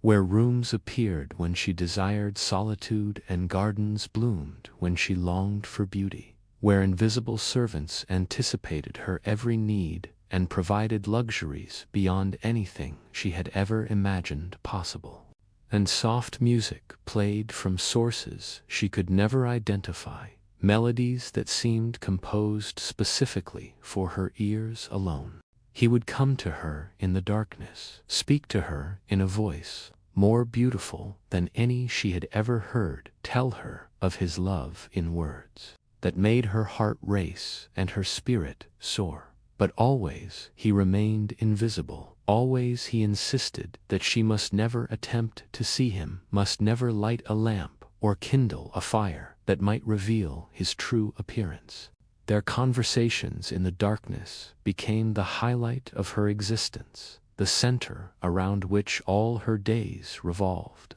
He was not merely her lover, but her companion, not merely her husband, but her friend. Not merely the voice that whispered endearments in the night, but the intelligence that challenged her mind, the wit.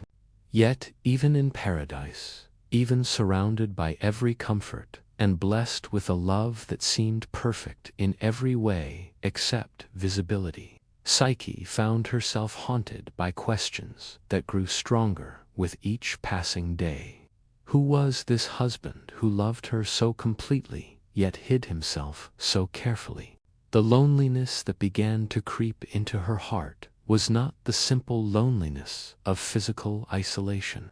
for she was never truly alone in the palace that responded to her every wish. No connections to the human world that had shaped her understanding of herself and her place in the greater scheme of things. When her sisters, driven by curiosity and perhaps by jealousy of the mysterious fate that had befallen their youngest sibling, finally found their way to the palace, Psyche welcomed them with a joy that was almost desperate in its intensity. Here at last were familiar faces, voices that connected her to her past, people who could confirm that she was still herself, despite all the magical transformations that had occurred in her life. But her sisters, seeing the unimaginable wealth that surrounded her, the luxuries that exceeded anything they had ever dreamed possible, the palace that made their own comfortable homes seem like hovels in comparison,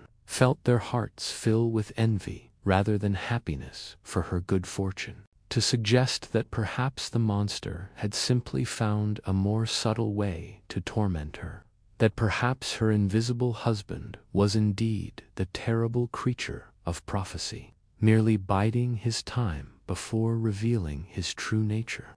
Their poison worked slowly but surely, like venom injected into a healthy body, corrupting the trust that had been the foundation of Psyche's relationship with her mysterious husband. What horror lay behind the beautiful voice that had become more precious to her than life itself? The doubt once planted grew like a weed in fertile soil, fed by every moment of uncertainty, watered by every question that he deflected, strengthened by every instance where his refusal to show himself seemed less like love and more like manipulation. That she had a right to know the truth about the being she had given her heart to so completely. The night when Psyche finally acted on her doubts was a night like any other, filled with the same gentle conversations and tender endearments that had become the rhythm of her existence in the palace, and lit the oil lamp that would forever change both their lives. The light that filled the room revealed not the monster she had feared, not the terrible creature her sisters had convinced her to expect, but beauty beyond anything she had ever imagined possible. There, sleeping peacefully beside her, lay Cupid himself, the god of love, his golden hair spread across the pillow like captured sunlight, that had carried him across the heavens in service to his mother's commands, that had lifted him above the mortal realm, where such perfect beauty was not meant to exist. The tools that had somehow turned against their master and made him subject to the very power he wielded over others. In that moment of revelation, as the lamplight revealed the truth she had sought so desperately, Psyche understood the magnitude of what she had done. Her husband was not a monster, but a god, not her captor, but her devoted protector, not the terrible fate the oracle had predicted, but the greatest blessing that any mortal woman had ever received. But understanding came too late, accompanied by a remorse so profound it seemed to tear at her very soul.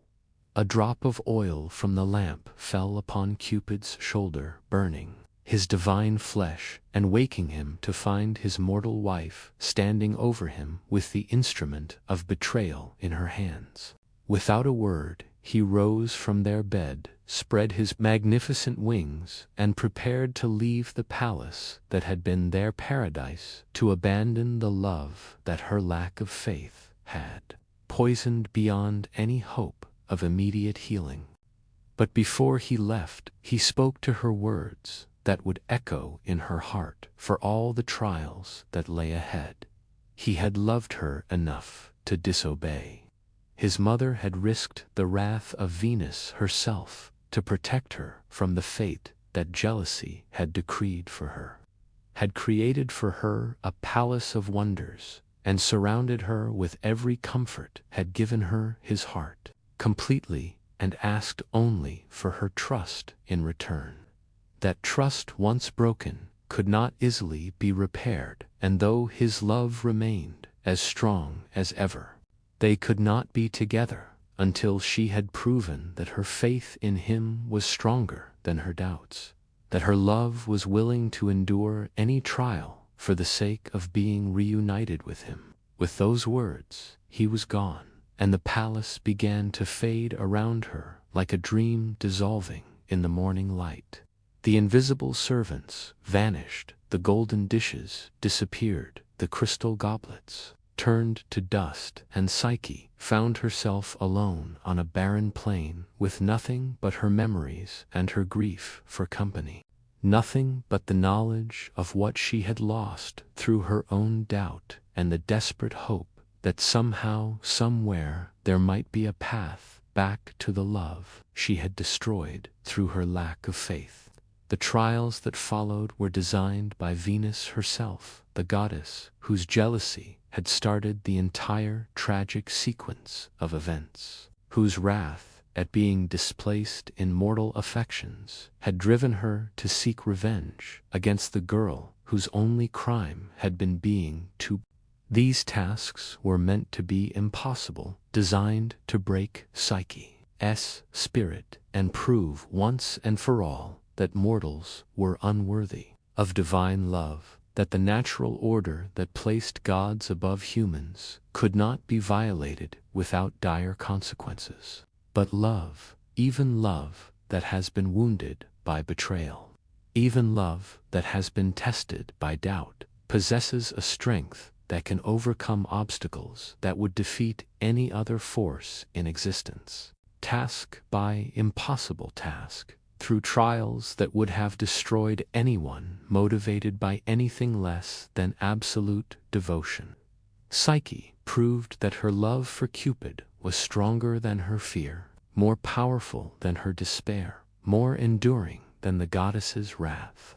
She sorted vast quantities of mixed grains with the help of ants, who took pity on her dedication. Each trial brought her closer to her goal. Each success proved that mortal love, when it is true and complete and willing to sacrifice everything for its object, can indeed accomplish miracles that seem to violate the fundamental laws of reality.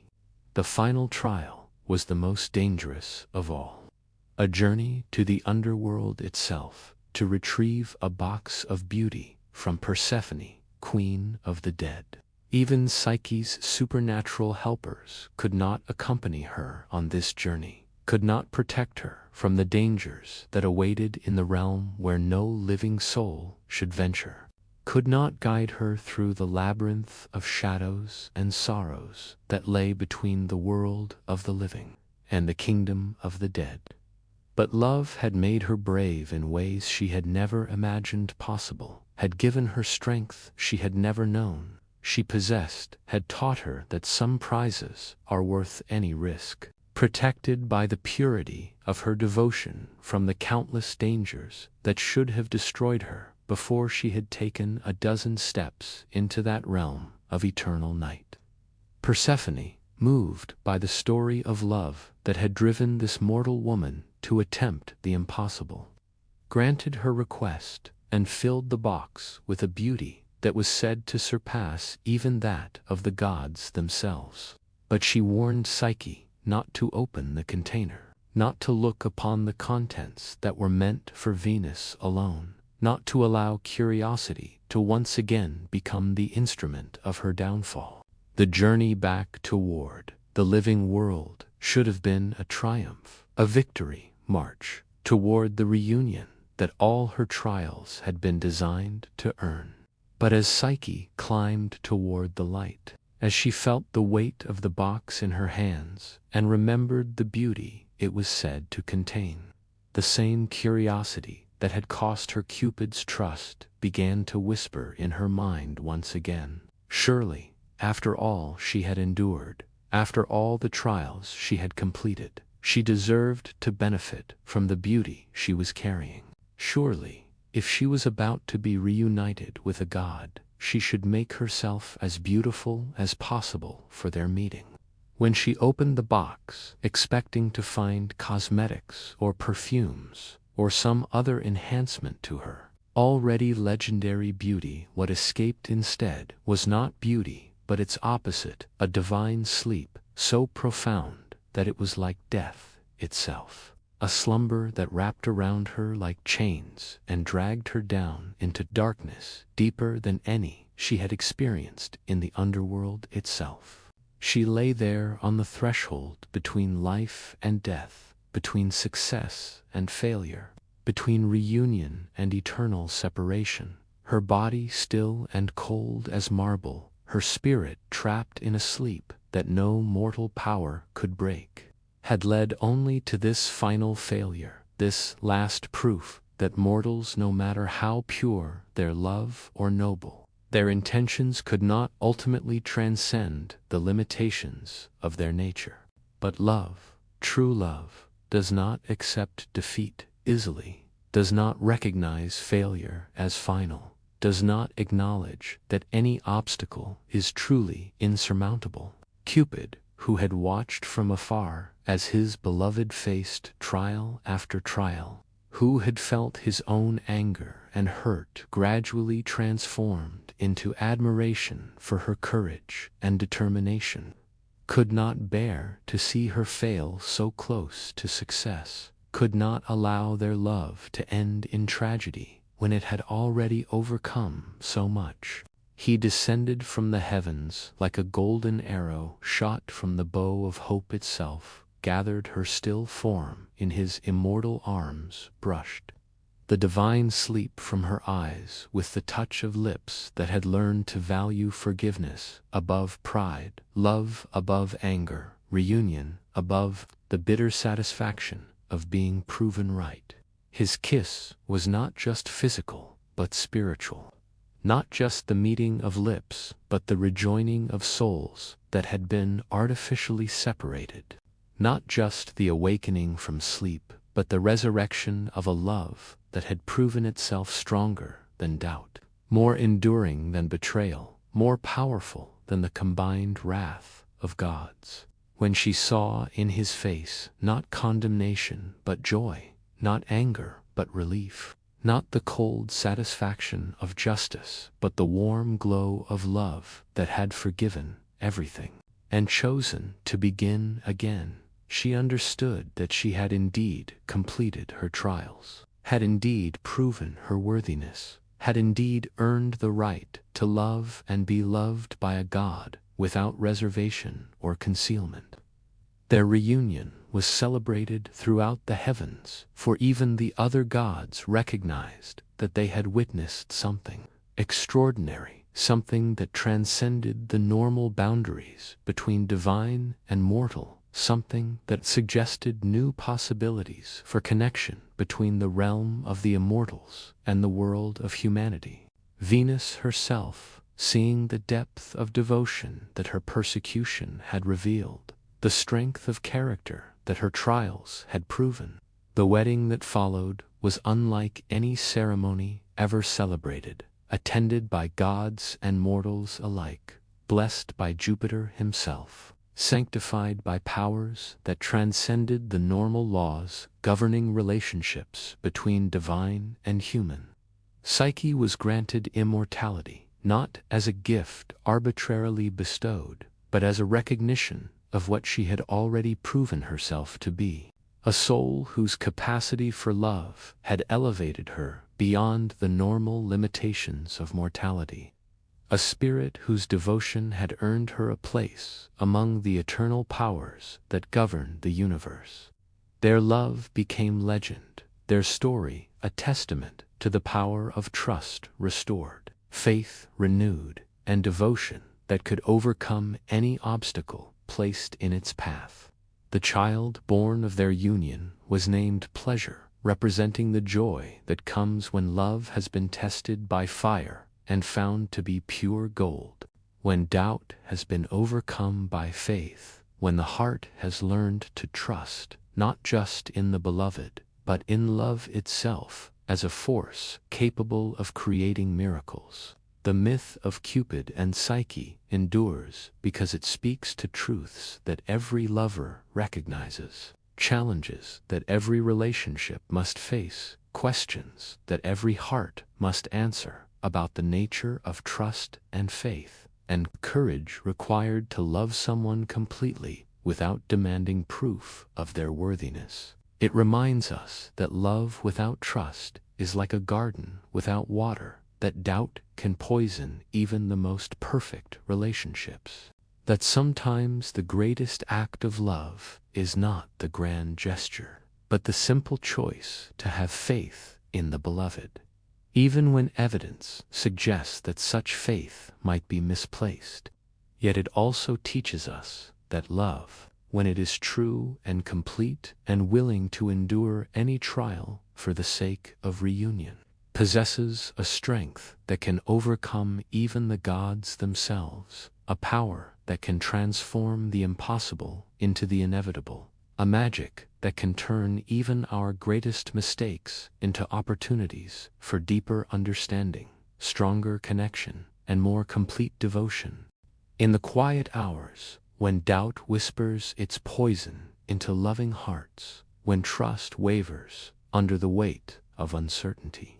when the beloved seems distant or mysterious or somehow changed from what we thought we knew, the story of Cupid and Psyche reminds us that sometimes the greatest act of courage is not the heroic deed, but the simple choice to keep loving, to keep trusting, to believe that the heart we have given our own to is worthy of that gift, even when we cannot see the face behind the voice. In the ancient world, where gods still walked among mortals and divine will shaped the destinies of nations, where the line between legend and history was as thin as the golden thread spun by the fates themselves, there began a story that would echo through millennia, as perhaps the most famous tale of love's power to create both transcendent beauty and unspeakable destruction.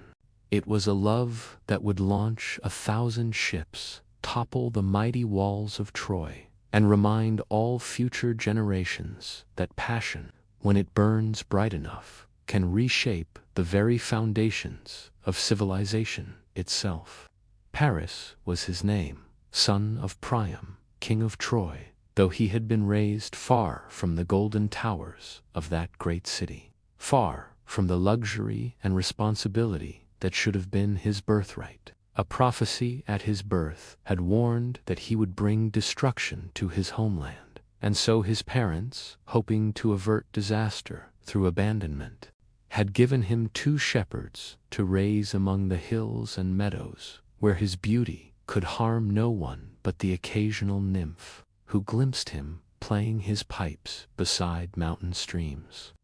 But destiny, as the ancients knew too well, cannot be avoided through simple geography, and Paris grew to manhood, marked by the same beauty that had distinguished his mother, Queen Hecuba, blessed with the kind of face and form that made even experienced courtesans pause in wonder, cursed with the sort of magnetism that drew hearts like iron to lodestone, regardless of the wisdom or consequences of such attraction. It was this beauty, this dangerous gift, that seemed to promise everything while delivering only complexity and sorrow, that brought him to the attention of the gods themselves, that made him the unwitting instrument of a divine quarrel that would reshape the ancient world. At a wedding celebration on Mount Olympus, when the goddess Discord threw among the assembled deities a golden apple inscribed with the words, "For the fairest," claiming that it belonged to the most beautiful among them, she started a competition that would have consequences far beyond anything her malicious spirit could have imagined. 3 goddesses claimed the apple: Hera, queen of the gods and goddess of marriage; Athena, goddess of wisdom and warfare; and Aphrodite, goddess of love and beauty.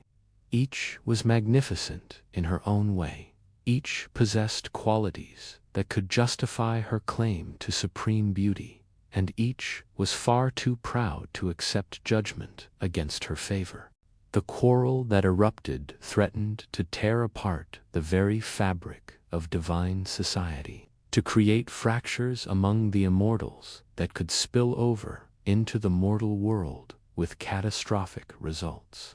Zeus himself, wise in the ways of avoiding domestic disputes that could have cosmic consequences, refused to judge between his wife, his daughter, and his daughter-in-law, declaring that such a decision was too delicate for even the king of the gods to make safely. Instead, he commanded that the decision be made by Paris, the shepherd prince whose beauty was already legendary, whose youth might make him less susceptible to the political considerations that would influence older, more experienced judges. The three goddesses descended to the mountainside where Paris tended his flocks, each determined to win the golden apple through whatever means necessary, each prepared to offer bribes that would make mortal men weep with desire. Hera promised him power beyond imagining,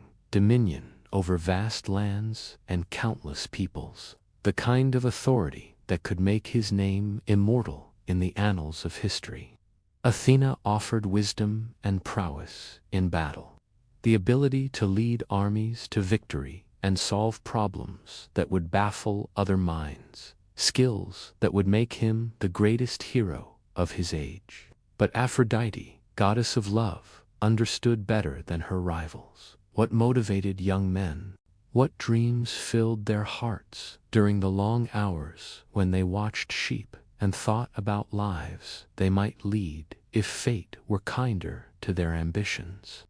She promised him the love of the most beautiful woman in the world, a bride whose beauty would match his own, whose devotion would make him the envy of every man who looked upon her, whose love would transform his shepherd as existence into a romance worthy of the songs that bards would sing for generations yet unborn. The most beautiful woman in the world, as everyone knew, was Helen of Sparta, daughter of Zeus himself, wife of Menelaus, queen of one of the most powerful kingdoms in Greece. That she was already married, already bound by sacred vows to another man already.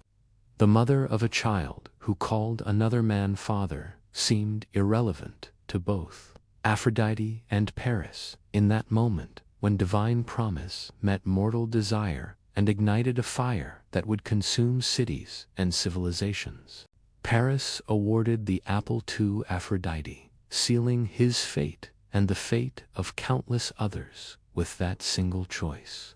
That moment of decision that prioritized love above power, beauty above wisdom, passion above prudence. The goddess of love smiled and accepted her prize, already weaving the spells that would bring her promise to fruition, already setting in motion the chain of events that would fulfill the ancient prophecy about the child who would bring destruction to Troy. The opportunity to claim his promised bride came when Paris was finally acknowledged by his birth parents, finally brought home to Troy and recognized as a prince, finally given the education and position that his royal blood demanded. As part of his diplomatic training, he was sent to Sparta to negotiate with Menelaus about trade agreements and political alliances, missions that brought him into the very heart of the kingdom where his destiny awaited.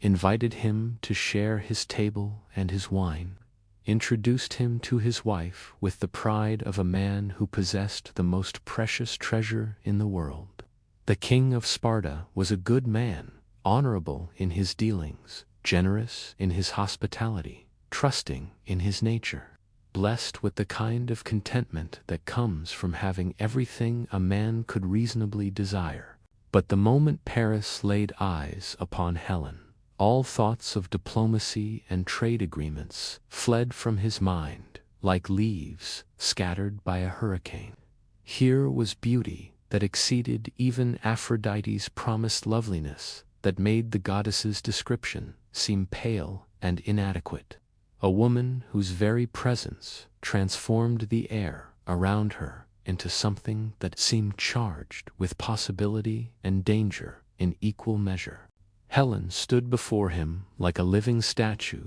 crafted by gods who had decided to show mortals what perfection actually looked like, what beauty could achieve when unconstrained by the normal limitations of human flesh. Her eyes reflected depths that seemed to contain all the mystery of the ocean, all the wisdom of the stars, all the promises that love whispers to hearts brave enough to listen. But she was more than merely beautiful, this queen whose face would become the standard by which all future beauty would be measured. She moved with the grace of one who had been trained from birth to carry herself as royalty, spoke with intelligence that made even simple conversations feel like explorations of profound truths, laughed with a sound that made listeners forget whatever troubles had been weighing on their hearts. Yet, in her eyes, despite her obvious love for her husband and contentment with her position, Paris glimpsed something that called to him like a siren's song, something that suggested depths unexplored, possibilities unexpressed, longings that even queenship could not entirely satisfy. It was not dissatisfaction, exactly, nor unhappiness with her lot, but rather the kind of wistfulness that sometimes touches even the most blessed souls, the sense that life, no matter how full and rich, might still hold experiences yet unknown, emotions yet unexplored, connections yet to be made. The days that followed were filled with the elaborate courtesies that governed relations between royal houses, with formal dinners and hunting expeditions, a silent conversation conducted in glances and gestures, in the language that speaks directly from heart to heart, without the mediation of words or conscious thought. Helen found herself drawn to this young prince from Troy in ways that she could not entirely understand or explain, ways that had nothing to do with dissatisfaction with her marriage or ambition for a different life. Paris represented something that had been missing from her existence, without her realizing its absence, brought with him a kind of intensity and passion that made her current life seem somehow pale by comparison, stirred in her heart feelings that she had thought died with her youth, if indeed she had ever truly felt them at all. For Paris, every moment in Helen's presence was both ecstasy and torture. Every conversation, she graced him with evidence that the goddess's pledge might indeed be fulfilled, and proof of how much he would lose if it were not. He was falling in love not just with her beauty, though that was certainly part of it, but with her intelligence, her wit, her grace, the way she moved through the world, as if she had been created specifically to inhabit it, to make it more beautiful by her presence. The night when their relationship moved from silent attraction to spoken acknowledgement of feeling, when the air is soft with the promise of spring and the stars shine with unusual brightness, when even the most rational minds become susceptible to the whispered promises of the heart. They found themselves alone in Menelaus's garden, surrounded by flowers that released their fragrances into the night air like offerings to the goddess of love, by fountains that whispered their own liquid poetry to ears that had become attuned to every sound that might carry hidden meaning. The conversation began innocently enough with discussions of poetry and music, of the differences between Spartan and Trojan, customs of the beauty of the night, and the peace that seemed to settle over the world when darkness softened its harsh edges. But gradually, inevitably, their words turned to more personal matters, to questions about happiness and fulfillment, about the difference between contentment and joy, about whether hearts could ever be truly satisfied with what duty and circumstance provided, rather than what love demanded. They spoke carefully at first, testing each phrase for hidden meanings, watching each other's faces for reactions that might reveal too much or encourage too little. The confession, when it came, was mutual and simultaneous, as if their hearts had been waiting for precisely the right moment to speak the words that both had been thinking, both had been dreading, both had been hoping to hear. Paris spoke of love that had struck him like lightning from a clear, longings that had grown stronger rather than weaker with each day that passed.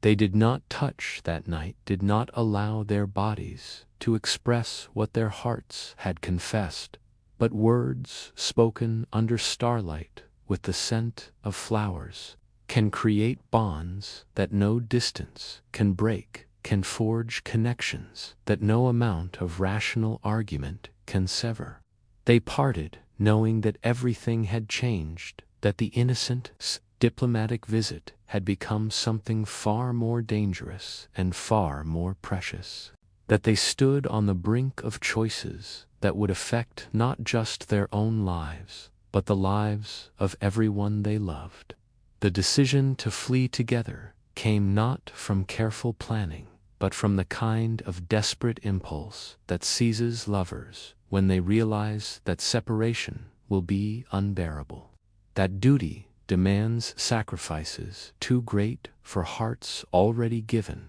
elsewhere, that sometimes the only choice that preserves what is most essential requires abandoning everything else that has given life meaning and structure. Menelaus was called away on urgent business, summoned to Crete by news of his grandfather's death, required to attend funeral rites that could not be postponed or delegated. He left his young wife in the care of his guest, trusting in Paris's honor as a prince and his own confidence in Helen's devotion,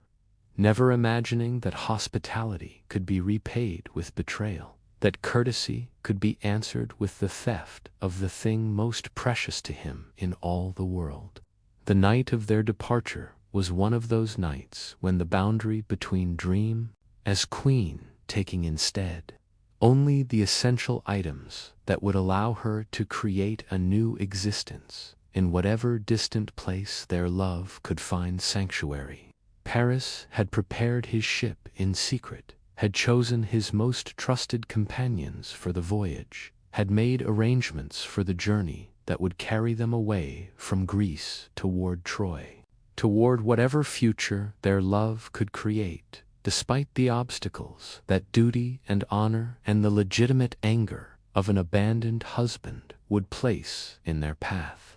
The ship that carried them across the wind-dark sea toward Troy was laden not just with the lovers themselves, but with the seeds of the greatest war in history, with consequences that would reshape the ancient world and provide material for epic poems that would be sung as long as humanity remembered how to tell stories. The years that followed their arrival in Troy were years of happiness, shadowed by the growing certainty of retribution, of love fulfilled in the knowledge that such fulfillment would exact a price that others would pay,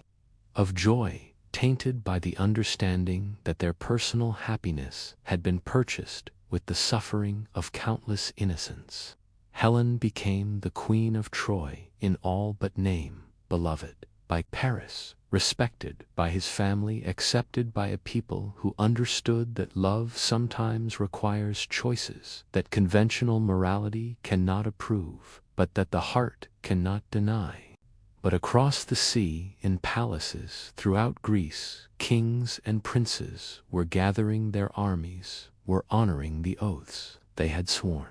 When Helen first chose her husband, were preparing for war, not just to reclaim a stolen queen, but to uphold the principles that kept their world ordered and comprehensible. Menelaus called upon his brother Agamemnon, the most powerful king in Greece, who saw in this personal injury an opportunity to unite the fractious Greek states under his leadership, to lead them in a war that would establish Greek dominance over the wealthy cities of Asia Minor. The war that followed was unlike anything the world had ever seen, a conflict that would drag on for 10 years and consume the lives of heroes, whose names would become legendary, whose deeds would inspire poets and historians for millennia yet to come. The greatest warriors of the age gathered before the walls of Troy: Achilles with his divine armor and his terrible wrath, Ajax with his mighty shield and his unbreakable courage, Odysseus with his clever mind and his gift for strategy, Diomedes with his prowess in battle and his favor with the gods. On the Trojan side stood heroes equally magnificent: Hector, Paris's brother, whose nobility and skill in battle made him beloved by his people and respected even by his enemies; Aeneas, favored by the gods and destined for greatness beyond the fall of Troy; Sarpedon, king of Lycia, whose devotion to honor made him a model for all warriors. Through all the years of siege and battle, of heroic deeds and tragic deaths, of victories that proved temporary and defeats that led to greater determination, Helen remained in Troy, watching from the walls as men fought and died for her sake, carrying the weight of knowledge that her choice had brought all this suffering into the world. Loving Paris still, but understanding more clearly with each passing year what that love had cost not just herself, but everyone whose life had been touched by their decision. She became a figure of complex tragedy, neither simply the victim of divine manipulation nor the willing destroyer of civilizations, but something more nuanced and more human. A woman who had followed her heart and found both transcendent joy and unbearable guilt, who had discovered that love, even when it fulfills every promise it makes, sometimes demands prices that the conscience can barely endure paying. The end, when it finally came, arrived, not through the heroism of individual combat, but through the cleverness of Odysseus and his famous wooden horse. Through trickery rather than valor, through the kind of stratagem that wins wars, but leaves questions about honor and glory that will echo through history. Troy fell, its walls breached, its people scattered or enslaved, its treasures carried away to enrich the kingdoms of Greece. Paris died, defending the city his love had doomed, struck down by an arrow, guided by the gods, who had always intended that he should pay the ultimate price for his choice, that the prophecy of his birth should be fulfilled through his death as much as through his life. Helen, the prize for which so much blood had been spilled, was reclaimed by Menelaus, who found that victory brought not satisfaction but only the bitter knowledge of how much his triumph had cost, how hollow even justified revenge could feel when it was purchased with the destruction of an entire civilization. The journey home was long and difficult, marked by storms that seemed sent by gods who disapproved of the war's resolution, by adventures and obstacles that suggested the universe itself was unsettled by the violence that had been done in love's name. When Helen finally returned to Sparta, when she took her place once again as Menelaus's queen, she brought with her not just the beauty that had launched the war, but the wisdom that comes from having seen love's power to create both wonder and devastation, to elevate the human spirit and to destroy everything that stands in its path.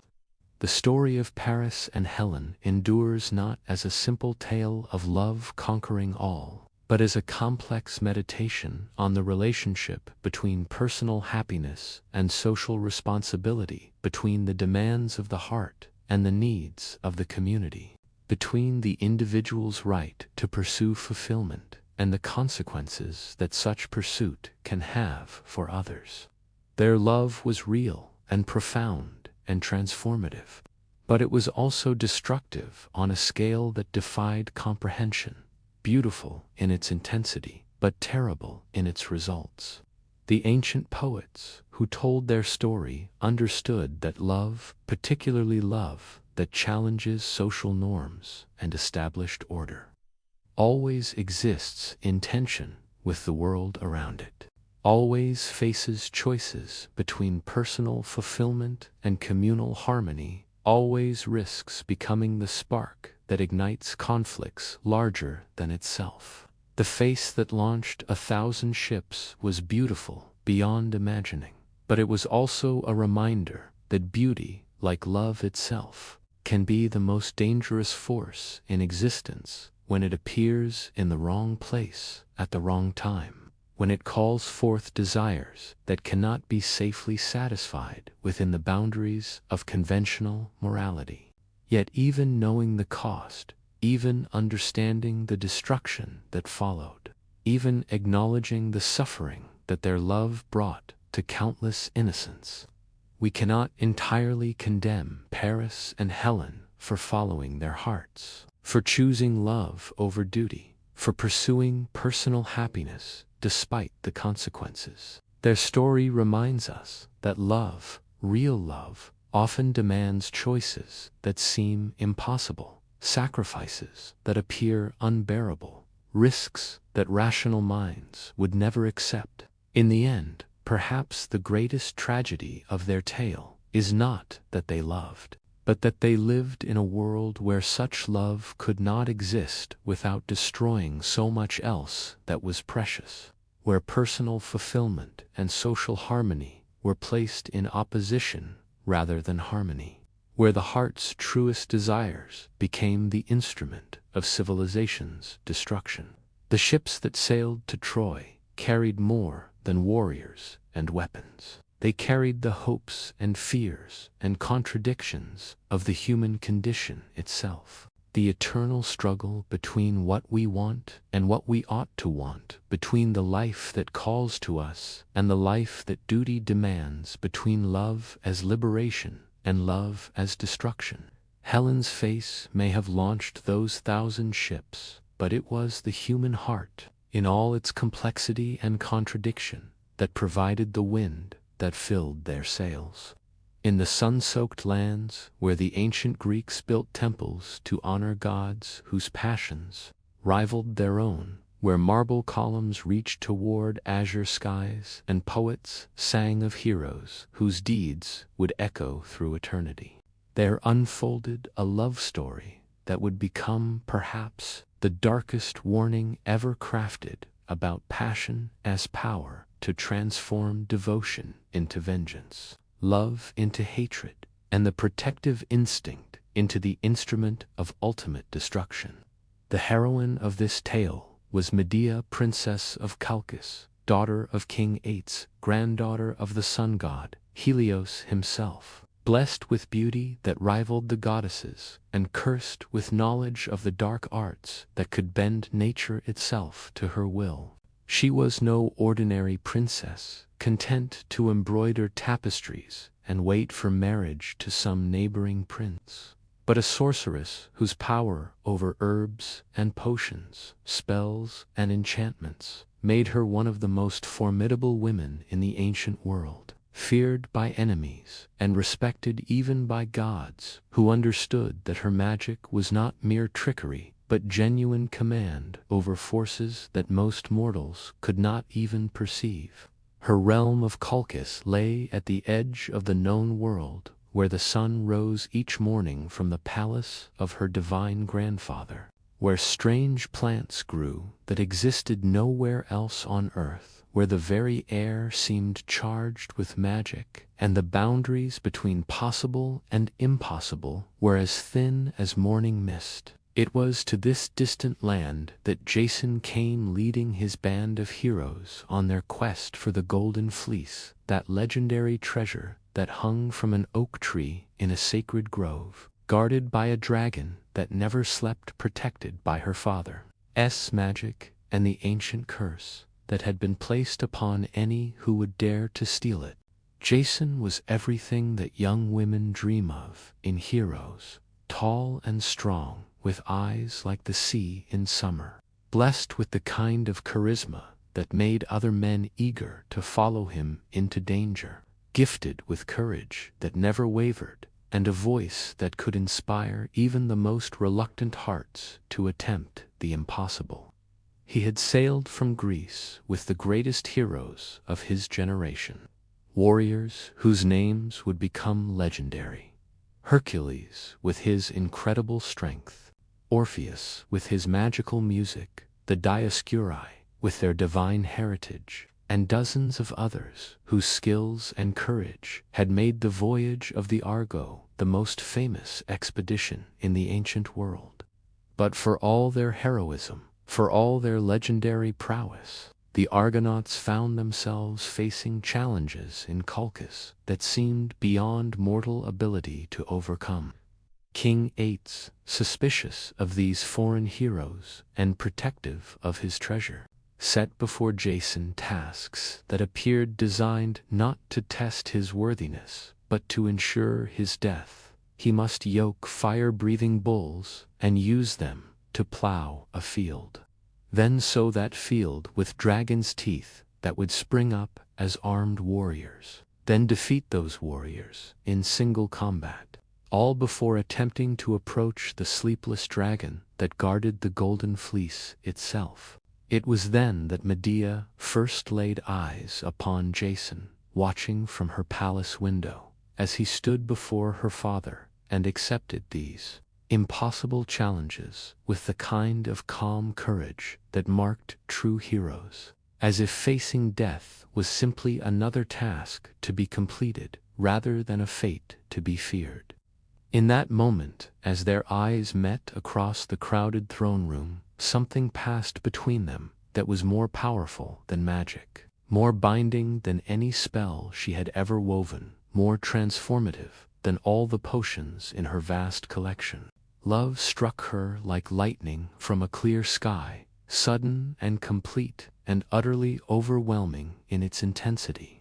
This was not the gentle affection that grows gradually between people who come to know each other slowly, not the comfortable attachment that develops from shared experiences and compatible temperaments, but the kind of love that poets call divine madness, that transforms rational beings into creatures of pure emotion, that makes the impossible seem not just achievable but inevitable. She had never expected to feel such love, this princess who had been courted by kings and princes, who had received offers of marriage from the greatest men of her age, who had always been able to view potential suitors with the calculating eye of one who understood that royal marriages were political alliances rather than romantic unions.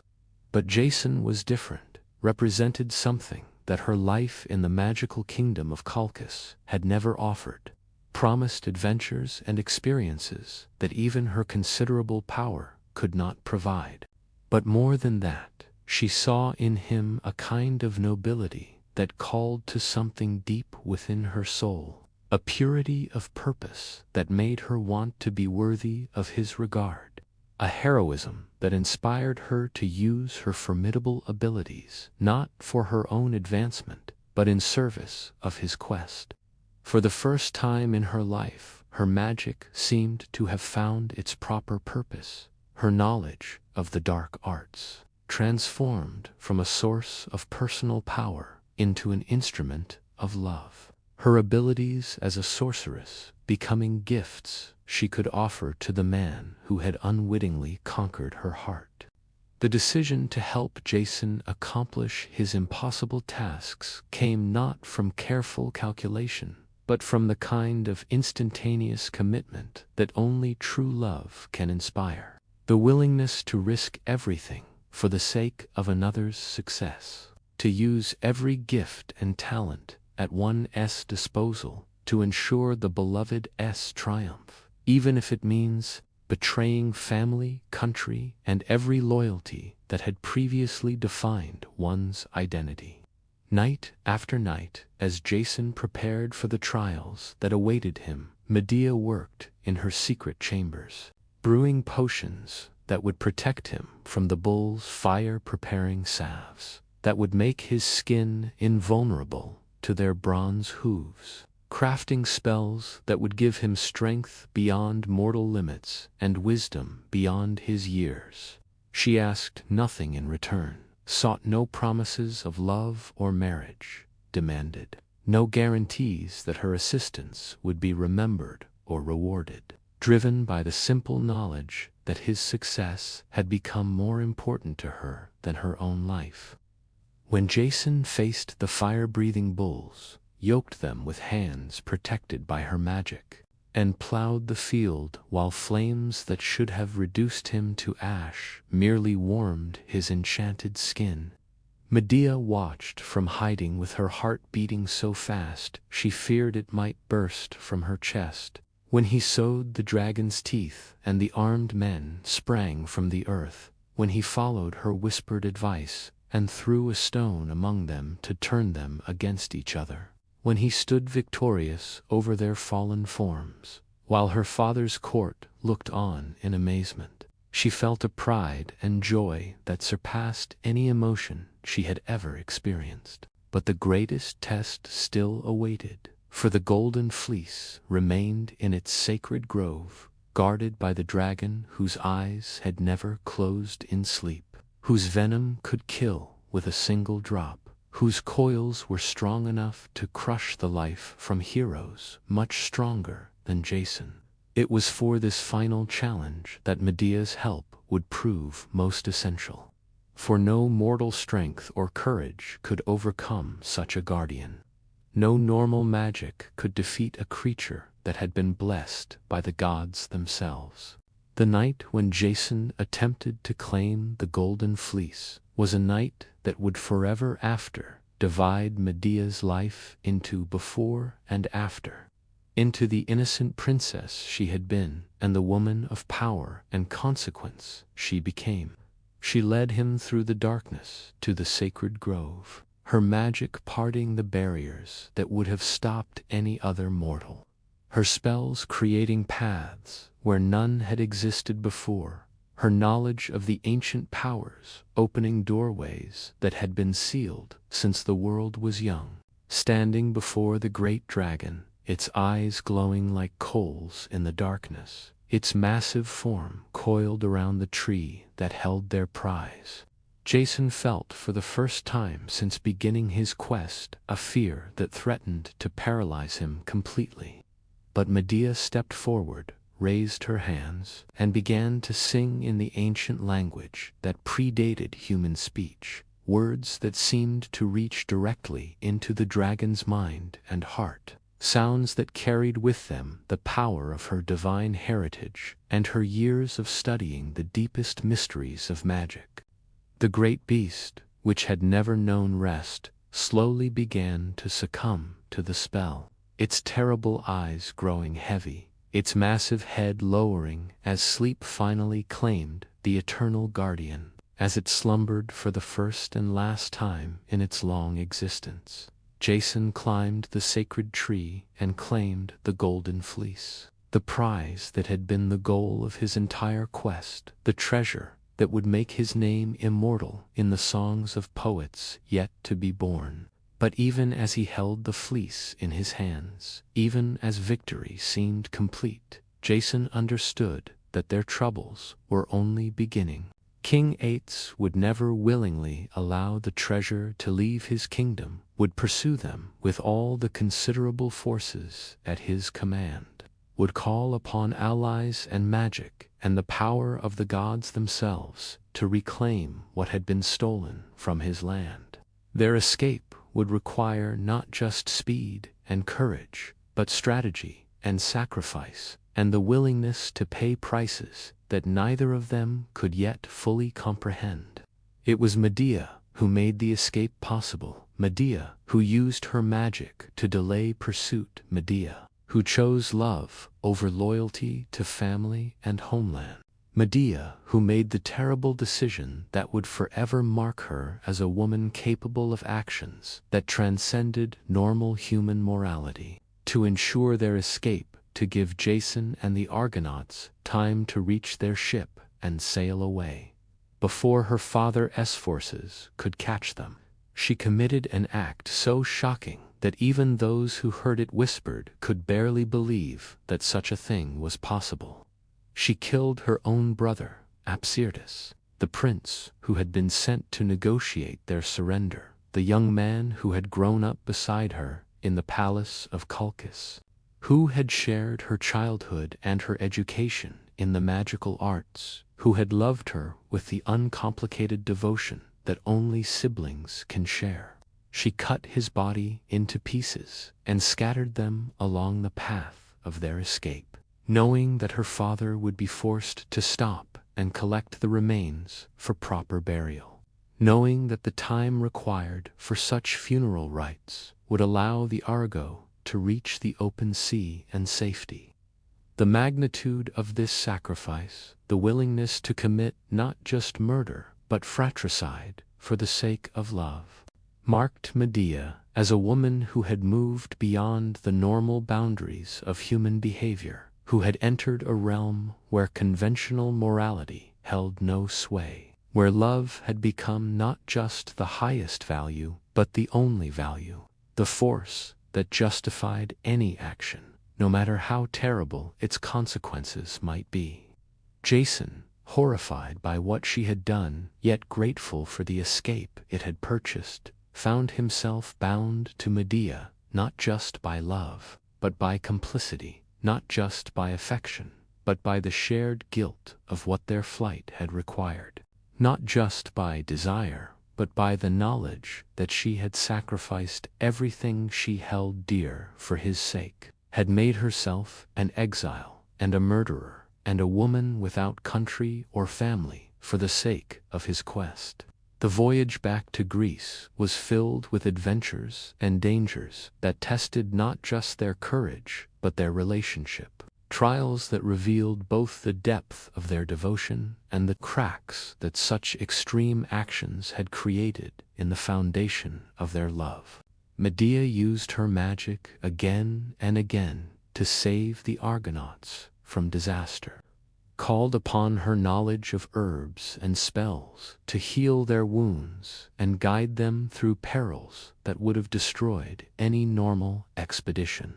proved herself again and again to be not just Jason's lover but his most valuable ally. Yet with each use of her power, with each demonstration of her willingness to employ methods that other people would find abhorrent, the distance between her and the other Argonauts grew greater, the fear and suspicion in their eyes more pronounced, the isolation that would eventually destroy her more complete. She was saving them, but she was also reminding them that she was different, that she possessed abilities, and had committed acts that placed her outside the normal human community, that marked her as both invaluable and dangerous. When they finally reached Iolcus, Jason's homeland, when the golden fleece was presented to King Peleus, who had sent the expedition in search of it, when the quest that had begun with such hope and excitement reached its ostensible conclusion, Medea discovered that her trials were far from over. Peleus, who had never expected Jason to return alive, proved reluctant to honor his promise to step down in favor of the returning hero, found excuses and delays that made it clear he had no intention of voluntarily relinquishing power. It was then that Medea's love for Jason led her to commit yet another act that would forever mark her reputation, another deed that demonstrated both her devotion and her willingness to employ methods that civilized people found horrifying. She convinced Peleus's daughters that she could make their aging father young again, demonstrated her power by cutting up an old ram and boiling it in a cauldron with magical herbs, bringing it back to life as a young lamb full of vigor and health. The daughters, desperate to help their father, and convinced by this demonstration that Medea's magic could indeed reverse the effects of age. The king was dead, killed by his own daughters' hands, murdered through their love for him and their trust in the sorceress, who had promised them a miracle. The kingdom that Jason had hoped to inherit was now closed to him. Once again, Medea's love had achieved its goal of helping Jason, but at a cost that made the victory hollow, that added another layer of guilt and complicity to their relationship, that pushed them further away from normal society and deeper into the isolation that would eventually consume them both. Exiled from Iolcus, feared and suspected wherever they went, Jason and Medea found sanctuary finally in Corinth, where King Creon welcomed them, not because he approved of their methods, but because he recognized Jason as heroic reputation and hoped to benefit from association with the famous leader of the Argonauts. For a time, it seemed that they might find peace, that their love might finally be allowed to flourish without the constant need for dramatic action, without the pressure of impossible quests and deadly enemies. They married in a ceremony that was as much political alliance as romantic celebration, settled into a palace that Creon provided. Medea bore him children, sons, who inherited their mother's intelligence and their father's charm, who seemed to promise that their bloodline would continue and prosper despite the troubled circumstances of their parents' union, a peace that neither had known during their years of adventure and exile. Jason began to think that perhaps the dark chapters of their story were behind them, that the future would be defined not by the dramatic events that had brought them together, but by the quiet satisfactions of marriage and parenthood and acceptance in a community that valued their contributions. But beneath the surface of domestic tranquility, Jason, as he grew older and more established in Corinthian society, began to chafe at the restrictions that his association with Medea placed upon his ambitions, began to resent the whispers that followed them wherever they went. The opportunity to free himself from these constraints came when King Creon offered him his daughter Glauce in marriage, a union that would make Jason heir to the Corinthian throne, that would establish him as a legitimate ruler rather than merely a famous exile, that would give him the kind of future that his heroic reputation deserved. That accepting this offer would require abandoning Medea, divorcing the woman who had sacrificed everything for his sake, seemed to Jason a reasonable price to pay for the respectability and power that had always been his ultimate goals. The decision to divorce Medea and marry Glauce was presented as a matter of practical politics rather than personal preference, as a strategic choice that would benefit not just Jason, but their children as well, who would gain a stepmother of royal blood and inheritance. But Medea, when she learned of his decision, understood it differently. She saw not wisdom but betrayal, not responsibility but cowardice, not mature judgment, but the abandonment of everything they had built together, everything she had sacrificed for his sake, everything their love had meant during the years when it had been the most important force in both their lives. The man she had murdered for, the hero she had saved again and again, the husband for whom she had become an exile and a stranger to her own family, was casting her aside for political advantage, choosing respectability over loyalty, preferring the approval of strangers to the devotion of the woman who knew him better than anyone else ever would.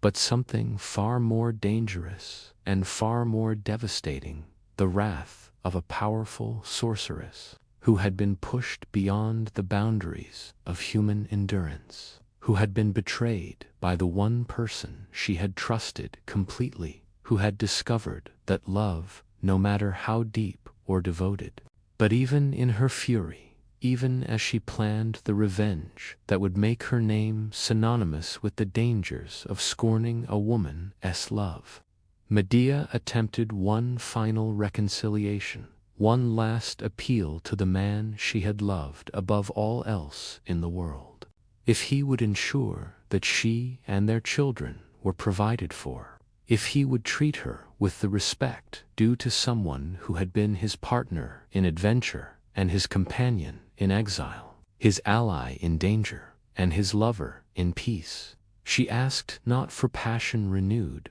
but for recognition of past devotion, not for romantic reunion, but for honor and dignity and some small acknowledgement that their years together had meant something more than a temporary convenience that could be discarded when something better came along.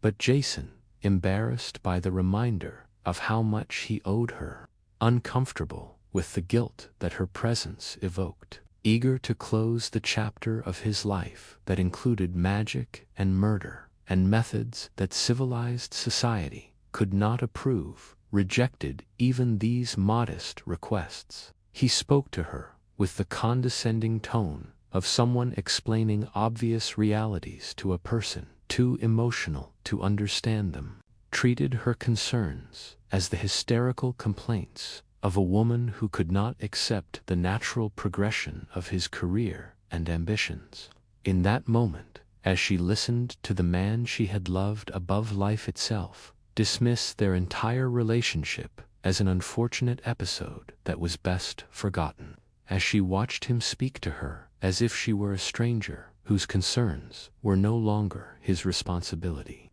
Medea felt something die in her heart that had never died before, felt love transform into its opposite so completely that she could barely remember what it had felt like to care about his welfare, his happiness, his future. The revenge she planned was as carefully crafted as any of the spells she had ever woven, as precisely calculated as any of the magical workings that had made her reputation throughout the ancient world. She would destroy not just Jason's new marriage, but everything he held dear, would take from him not just his bride, but his future. She created a wedding gift for Glauce, a robe and crown of such exquisite beauty that no princess could resist wearing them, worked with such skill that their deadly nature was completely hidden beneath their gorgeous appearance. The garments were infused with poisons so subtle that they would not take effect, immediately would allow the bride to enjoy her wedding celebration before beginning their deadly work, would ensure that Jason would experience the full joy of his triumph before it was transformed into ashes and sorrow. When Glauce put on the robe and crown, when she appeared before the wedding guests in garments that made her beauty shine like the sun itself, when she received the congratulations and admiration of everyone who beheld her transformed appearance, the poisons began their work slowly and inexorably. The beautiful garments became instruments of agony, burning her flesh with fires that could not be extinguished, adhering to her skin so completely that any attempt to remove them only spread their deadly effects more widely. Her death was terrible beyond description, a prolonged agony that served as both punishment for accepting the place that had been Medea, as an warning to anyone who might think that crossing a powerful sorceress was a matter of little consequence. King Creon, rushing to help his daughter, was caught in the same magical fire, died trying to free her from the deadly gifts that had transformed her wedding day into a funeral pyre. But even this terrible revenge was not enough to satisfy the depth of Medea's rage, was not sufficient payment for the magnitude of Jason's betrayal. She had one final act to complete, one last demonstration of how completely love could be transformed into hatred, how thoroughly devotion could become destruction, when it was betrayed by the one person who should have treasured and protected it above all else. Standing in the palace courtyard with her 2 young sons beside her, watching the smoke rise from the building where Jason's bride and father-in-law had died, Medea faced the most terrible decision that any mother could ever be called upon to make. These children were Jason's as much as hers, represented his hope for the future as much as her love for him, carried his bloodline and his dreams as much as her own genetic legacy and maternal devotion. To kill them would be to destroy the last connection between herself and the man she had once loved more than life itself, would be to ensure that he would suffer as she had suffered, would understand what it meant to lose everything that gave life meaning and purpose.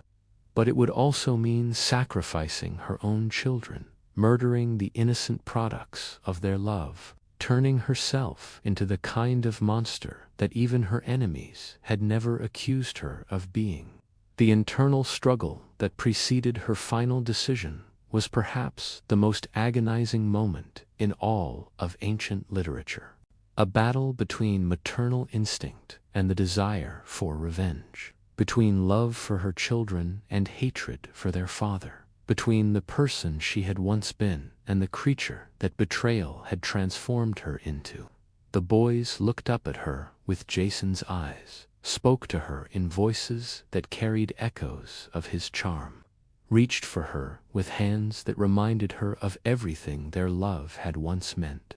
But in the end, the rage won. The need for ultimate revenge overcame even maternal love. The desire to destroy Jason completely proved stronger than every other consideration. With her own hands, hands that had once brewed love potions and healing drafts, hands that had caressed these same children in infancy and guided their first steps, Medea killed her sons, sacrificed them on the altar of her wounded pride and betrayed love, transformed herself forever into a figure of ultimate horror and ultimate tragedy. When Jason arrived at the palace, drawn by reports of disaster, expecting to find Medea weeping over the destruction of his new family, he discovered instead a scene that exceeded his worst nightmares. His bride was dead, his father-in-law was dead, and his children, the sons he had expected to inherit his kingdom and carry on his name,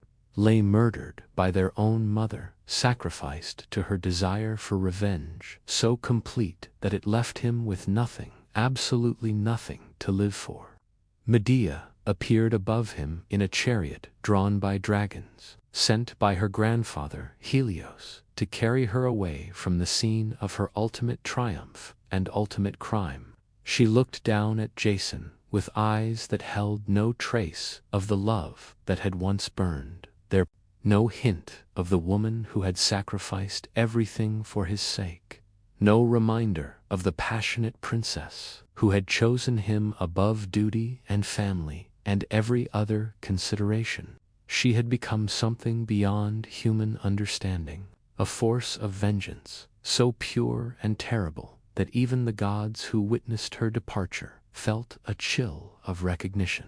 understanding that they were seeing what love could become when it was betrayed beyond endurance, when devotion was answered with abandonment, when the heart that had given everything discovered that everything was not enough to guarantee loyalty in return. Jason lived on for many years after that terrible day, but he was a broken man, haunted by the knowledge of what his betrayal had cost, tormented by memories of the love he had thrown away and the children who had died because of his ambition. He never remarried, never found peace, never again experienced the kind of joy that had once seemed his natural birthright. He died alone and forgotten, killed by a piece of falling timber from the rotting hull of the Argo, the ship that had carried him to glory and love, and ultimately to the most complete destruction that fate could devise. The story of Jason and Medea endures as perhaps the darkest warning in all of mythology about the dangers of betraying true love, about the consequences of treating devotion as a commodity that can be discarded when something more valuable becomes available, about the terrible transformation that can occur when love is answered with abandonment and loyalty is repaid with betrayal. Medea's revenge was monstrous, her actions inexcusable by any standard of human morality, her crimes so terrible that they have made her name synonymous with the worst excesses of feminine rage. Yet, her story also serves as a reminder that such extremes of behavior do not arise from nothing, that the capacity for ultimate evil often grows from the ashes of ultimate love, that the most terrible vengeance is often inflicted by those who have loved most completely and been betrayed most thoroughly. In the quiet hours when conscience whispers its warnings to hearts tempted by betrayal, when ambition suggests that love is a luxury that successful people cannot afford to maintain, when the desire for advancement makes old loyalties seem like obstacles to be overcome rather than treasures to be preserved, the story of Jason and Medea reminds us that some prices are too high to pay, some betrayals too terrible to survive, some loves too dangerous to abandon, without consequences that can destroy not just the betrayer, but everything and everyone they hold dear. The dragons that carried Medea away from Corinth disappeared into the sky like a nightmare fading at dawn, but the lesson of her story remains forever carved into the human understanding of love's dual nature, its capacity for both creation and destruction, its power to elevate souls.